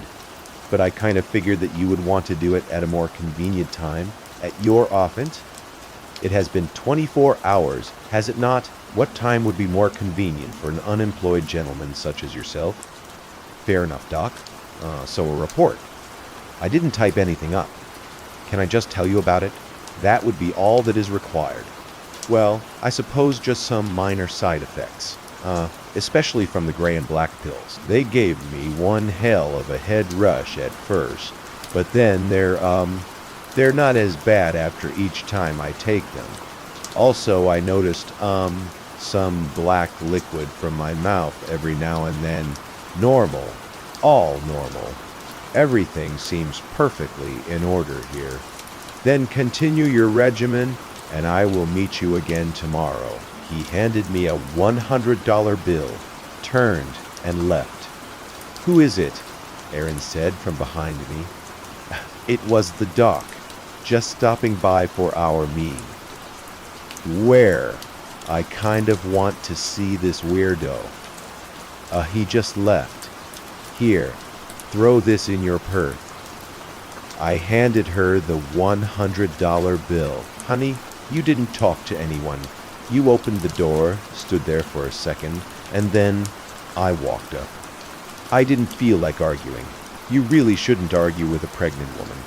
I went to take my midday pill and left it at that. That evening, Erin and I were watching the news, and there was a report that caught my attention. In other news, an unidentified body was found in a doctor's office at 100 Jackson Pike in Gallipolis. Police suspect the individual died sometime around noon yesterday and was placed in the office shortly afterward. An investigation has begun, and limited details have been released to the public. The cause of death appears to be a severe burn. The individual's burns reduced the body to ash. If anyone has any information pertaining to the investigation, please contact your local authorities. Jack. You were there when that happened. No way. They must have gotten a bum scoop, that their times are wrong or something. The only people at the office were me, the bucket behind the front desk, and Dr. Blackwood. You don't think? No, the dude was strange, but not the murderer. Where was Dr. Jenkins during all this time? I guess he was sick.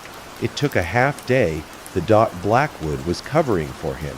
But then again, the receptionist did say that he was on lunch break. I never saw him. Sounds a little suspicious to me. Maybe I should call it in. Hi, I don't really want to get involved. There might be a reward, she replied, as she picked up the phone after she made the call. It wasn't 10 minutes before the cops were at our door, dragging me down to the station as a possible homicide suspect. I explained it all to them, and they corroborated the story with the receptionist. Eventually, they let me go, although they never were able to contact Dr. Blackwood or Dr. Jenkins. The next few days went along as smoothly as could be expected. Aaron noticed that I was actually smoking more, and I did bring it up in one of my meetings. Dr. Blackwood showed up exactly at 12 o'clock every day. While I was able to get out of the doc was that that's perfectly normal. Just continue with the trial and report to me every day. I started feeling angry a lot, and I developed a strange gray spot on my finger with a red ring around the outside of it. The spot grew by the day and was accompanied by a burning sensation. The doc just said, "Good, that means it's working." I was starting to remember parts of my dreams as well. They were getting worse and worse. Every morning, I woke up feeling deeply disturbed. The black liquid was always seeping from my mouth. It tasted burnt and ashy. It had to be day 7 of the ordeal that Aaron asked me to stop the trial. I refused, of course. I was actually craving the pills more than the cigarettes, and I was only smoking as an excuse to take them. If you don't stop taking these pills, I am going to leave. I don't like what they're doing to you. Babe, don't do this to me. We need the money. But look at you. You look like hell. All you do is holler at everyone. I can't stand to be near you. This needs to stop. We need the money. Don't you blame this shit on me. No, I am not. Just stop yelling. I am just asking you to duck out of the program. That's all. We'll be fine. I need you to do this for me. I may have been angry, but I still had a bit of judgment. Nah, fine. I will talk to the doctor tomorrow. Maybe I can convince him that his shit is not fucking working. That night, I vividly remembered my dreams. I was standing in the darkness. The black was so thick that I could feel it pressing down on me. If I had a flashlight, I doubt that it would have lit up 4 feet in front of me. I reached into my pocket and pulled out 2 pills, one glowing red and orange, one black and gray that was drawing the light from the other pill and pushing it out the other side in a thick smoke. I downed the pills, and a cigarette appeared in front of me just above the filter. The word Jenkins was printed in small red letters. A flame appeared on the tip of my finger, and I lit my smoke as I took a drag. The flame rose higher into the air and grew larger. I took a second puff, and the distinct scent of burning flesh washed over me. The flame came to a stop, and the light started to shine over me. I noticed the ground was a thick black liquid. I continued to smoke my cigarette, and noticed it had changed. What I now held in my hand was a human finger. Ash covered the fingertip I was smoking from the severed end. I wiped the black liquid from my mouth and spit it on the ground. I finished smoking the finger calmly and woke up. What the fuck just happened? I yelled, breathing heavily, and the black liquid covered my chin. What's the matter? I am going to beat the fuck out of that prick. I am going to fucking shoot him. Who? Calm down. You are not shooting anyone. The doctor, he's fucking killing me. That's it. I am getting out of this shit today. I got out of bed and started my morning routine as best as I could, shaken by the dream. I took Rusty out, but he only ran and hid in his doghouse, occasionally peering out at me, growling at me. Stupid fucking mutt. I was now wishing that I could take a pill and have a cigarette, but I fought the urge. By 9:30, I was shaking from the need. Shortly after, the police showed up to take me for a ride. I angrily agreed and allowed them to bring me to the station. I didn't do shit. We know that, Mr. Travis. Then why am I here? Sir, we've yet to find this Dr. Blackwood. Has he tried to contact you?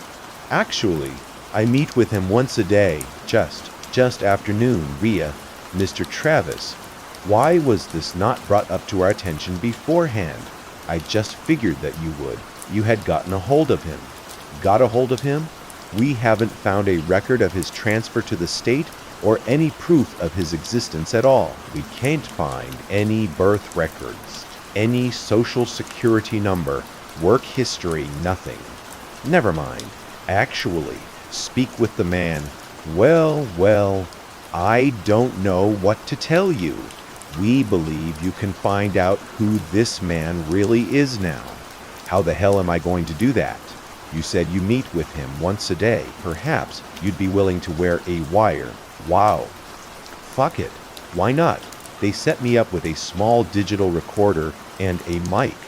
Apparently, they were under the impression that the body belonged to Dr. Jenkins, and the only reason they thought the body was moved was nothing but a pile of ashes. Nothing else in the room had any burn marks on it.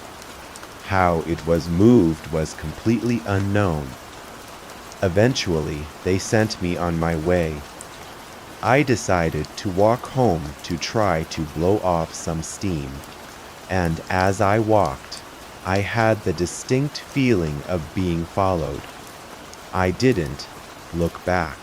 The next thing I knew, the world went fuzzy again, and the concrete came up to meet my face. I awoke with a foot on my back, attached to a pair of burned orange slacks with 10 spots. I noticed my watch as well. 12:05. What the fuck? Oh, Jack, may I ask what you are doing? Just walking home. I stumbled to my feet, switched on the recorder while brushing myself off, hoping that he hadn't noticed. The laugh was sinister and made my skin crawl. You can record anything I say. It won't help you. Listen, Doc, I am done. I want nothing to do with this. Oh, Jack, I told you you must finish the trial. Do you need more incentive? What if I add a 0 to the end of our agreed upon payment? No. Go fuck yourself, Doc. This shit is killing me. My wife is threatening to leave me. My whole arm is gray now. I'm always drooling over this black shit. I don't give a damn what you say. It's not normal. Oh, Jack, what if I were to tell you? If you do not continue the trial, your wife will pay the price rather than yourself. The price. You never said anything about a price if I stopped the trial. You walked out before I could finish. A smile crossed his lips. Give me your gray arm. Out of fear and concern for my wife, I complied. Oh, this is coming along nice, he said as he examined my arm. He raised it and let it drop, and stopped the motion as it became parallel to the ground. My arm simply fell off, as if he'd washed a giant cigarette. There was no pain, and the burning sensation was still there. My jaw dropped, and I tried to scoop the remains of my limb up. No, how the hell did you do that? His laugh echoed in my ear. I can put it back if you simply do as you are told. You can't do this to Aaron. You can't keep my arm. Oh, I couldn't do it, you. Perhaps remember Dr. Jenkins. Bastard. The cops know it was you. Who the fuck are you? Sorry, Jack, I cannot tell you. Are you going to cooperate or not? His eyes told me he wasn't lying. He would do it in a heartbeat. I regretfully agreed. Well, take your medication and have a cigarette like a good boy. I left him. At home, he reached in his pocket and pulled out a pill and a cigarette and watched as I smoked. With each drag, I watched my arm reform from the ashes but retain its ash and gray color. I could feel the burning travel to my chest and side. When I looked up from my arm, the doc was gone. Now what the hell do I do? There was nothing I could do. I arrived at home, and Erin met me at the door. I explained to her what had happened, the police station, the recorder, and my encounter with the doc on my walk home. I really think you are losing it, Jack. Those pills are driving you crazy. No, I have it all here. I held up the recorder. Guess I'd have to hear it to believe this story. I pressed play on the recorder, and the recording started. Test, test, said one of the officers that had briefed me. Good, it works, see? I am not making this up. We turned our attention back to the recorder. H, what the fuck, and then static. Then a low tone rose from the tiny speaker. The frequency steadily rose higher and higher. I jammed the stop button, but the tone continued to grow higher and louder until I dropped it, fell onto my knees and covered my ears, and then the recorder suddenly stopped. I looked up, and Erin was staring at me. What are you doing? You didn't hear that? He must have been able to mask his voice or some shit. I can't do this. You are going to take those pills until they fucking kill you because some figment of your imagination threatened to kill me. I need some time. I can't deal with this anymore. I am leaving. Call me when you are back to normal. Really, really, really, don't do this to me. I can't stay. I told you, off those pills, or I leave. Fine, fine, leave me.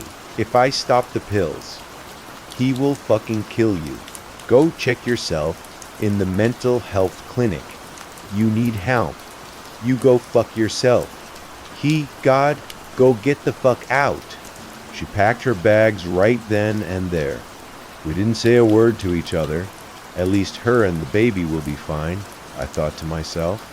The next morning she called and asked if I had taken the money out of her purse and why I had used her purse as an ashtray. I told her I didn't know what she was talking about, even though I was fully aware and knew she wouldn't believe me anyway.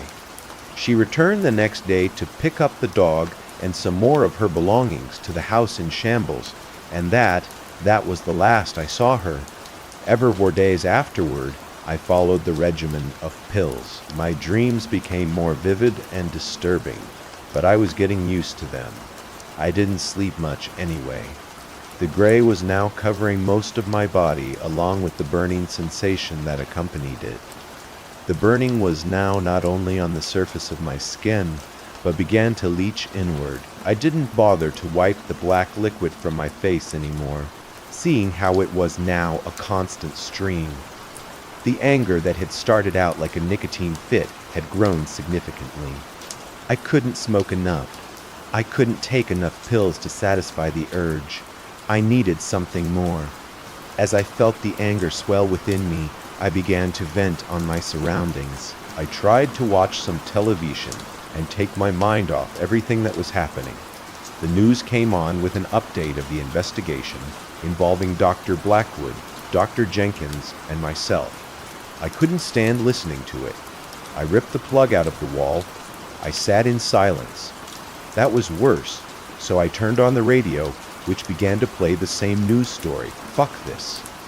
I ripped the receiver off the entertainment center shelf, and I could hear the sizzling of electricity from where the wires had been pulled out of the back of the receiver. The entire house went dark, so I threw it into the television screen doctor. Blackwood still showed up every day. He no longer bothered with the doorbell. At this point, I lacked the ability for any intelligent conversation, so the doc would just watch and smile, and I hated him, and I wanted him dead. For some reason, each time I approached him to make an attempt on his life, he was able to stop me in my tracks. I redirected my anger at whatever was nearby. He would stop me, and I would smash the windows or kick a hole in the wall. I ripped cabinets from the kitchen wall and threw them at the sliding glass doors. And why can't I fucking kill you? The doc only smiled at me. Fuck your reports, Jack. Jack, you have shown only all I need to see. I then tore the silverware drawer from the counter and grabbed a fistful of knives. The doc just shook his head at me, and I could do nothing. I threw the knives at the wall and a few of them stuck. What do you want from me? What the fuck do you want? You will learn soon enough. On day 14, they came. The police, that is. I had never gone back to the station after they had set me up with a recorder. I imagine the state of the house tipped them off. Something wasn't right. There were two of them, the same two that had spoken with me. Mr. Travis, are you home? Are you all right? Leave now, sir. We just want to talk. Just come out. Speak with us. They continued to walk into the house. They stepped out of the hallway into the kitchen. Are you sure you want me to come out? Yes, Mr. Travis. Just come out. They gave them what they wanted. They were not expecting to see me in the state I was in. I could see the fear in their eyes. When I rushed them, they made an attempt to draw their pistols. But my baseball bat slowed down the first officer's reaction time when I came in contact with the side of his head, and the other decided that it would be a good time to leave. He made it to the broken sliding door when my knife entered his kidney, dropping him quickly to the floor as he screamed in pain and bled out. I returned to the first officer, who was still unconscious, and dispatched him with a single stab in the chest. After pocketing one of the pistols, I dragged the bodies to the forest behind the house and placed them in a large pile of dry leaves, covered them in gasoline, and lit them. I then proceeded to take 2 black and gray pills and stand over the burning bodies to inhale the smoke. I stood there until both bodies were reduced to ashes, the burning gray and I. I surged and completely covered my entire body. I could feel it inside and out. I sat in the forest for another 2 days or so, popping pills, eating the ashes from the remains, and there was nothing left. I returned home in the early morning before the sun rose, to a swarm of police cars. Most of the officers were inside, and the property was surrounded by crime scene tape. They must have shown up not long after I left. I don't believe they expected anyone to return to the scene, and it was relatively easy to walk up to the rear of the house, following the shadows of the brush line that ran along the yard. From a distance, I could see into the window the flashlights of the officers, and what I can only assume to be detectives, shone brightly in almost every room. I watched them tag various parts of the house and snap pictures as they worked. I edged the house and ducked under windows towards the 200-pound propane tanks that ran the stove, fridge, water heaters, and dryers. I picked up a piece of glass from one of the windows nearby and severed the rubber gas line. Then I lit a cigarette and placed it on the ground in the dry leaves next to the tank. As I backed away, I watched the leaves smolder. Eventually, the leaves ignited. I raised the pistol and waited, and when I saw the propane ignite, I took my shot. It punctured the tank on the left-hand side, and the resulting explosion was enormous. I felt the shockwave knock me to the ground. As I regained my feet, I saw the destruction. The entire wall of the house was blown out. The other side wall was significantly damaged. Pieces of building lumber were thrown all around me. Among some of the nearby wreckage lay one of those officers, with a large piece of shrapnel lodged in his forehead. I grabbed one of his arms and pulled him out from underneath the flames. As I tugged him free, I could feel his shoulder pop from its socket and some of the tendons tear, and behind me I could hear all the screams and shouting. It made me smile. Gunfire came next. If they hit me, I didn't notice. I fired the remainder of the magazine from my pistol in the general direction of the other shots that they'd come from, but I was far too distracted with my new loot to notice if anyone was hit or not. I dragged the body back towards the forest. No one followed. I assumed there were too many in need of immediate medical attention to send anyone after me, and perhaps they were calling additional backup to stage a manhunt. In either way, I was in the clear for the time being. I made my way deep into the forest, dragging the officer behind me. I walked for hours, deeper and deeper into the dense section of the evergreen, thick enough to block out the sun. At one point, I saw the duck out of the corner of my eye. His smile had never been bigger. And when I finished, finally dragging, I finally stopped.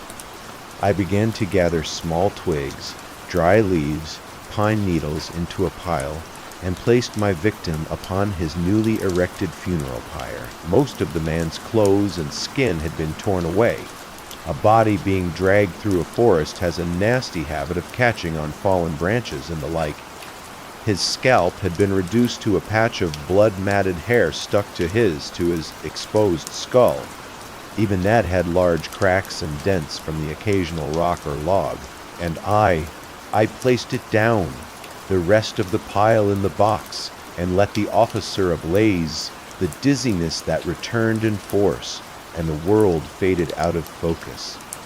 A moment of clarity hit me, an understanding of what I had just done, and then I hit the ground. I don't know how long I was out, but when I finally awoke, he was standing over me with a bag in one hand and a smile on his face.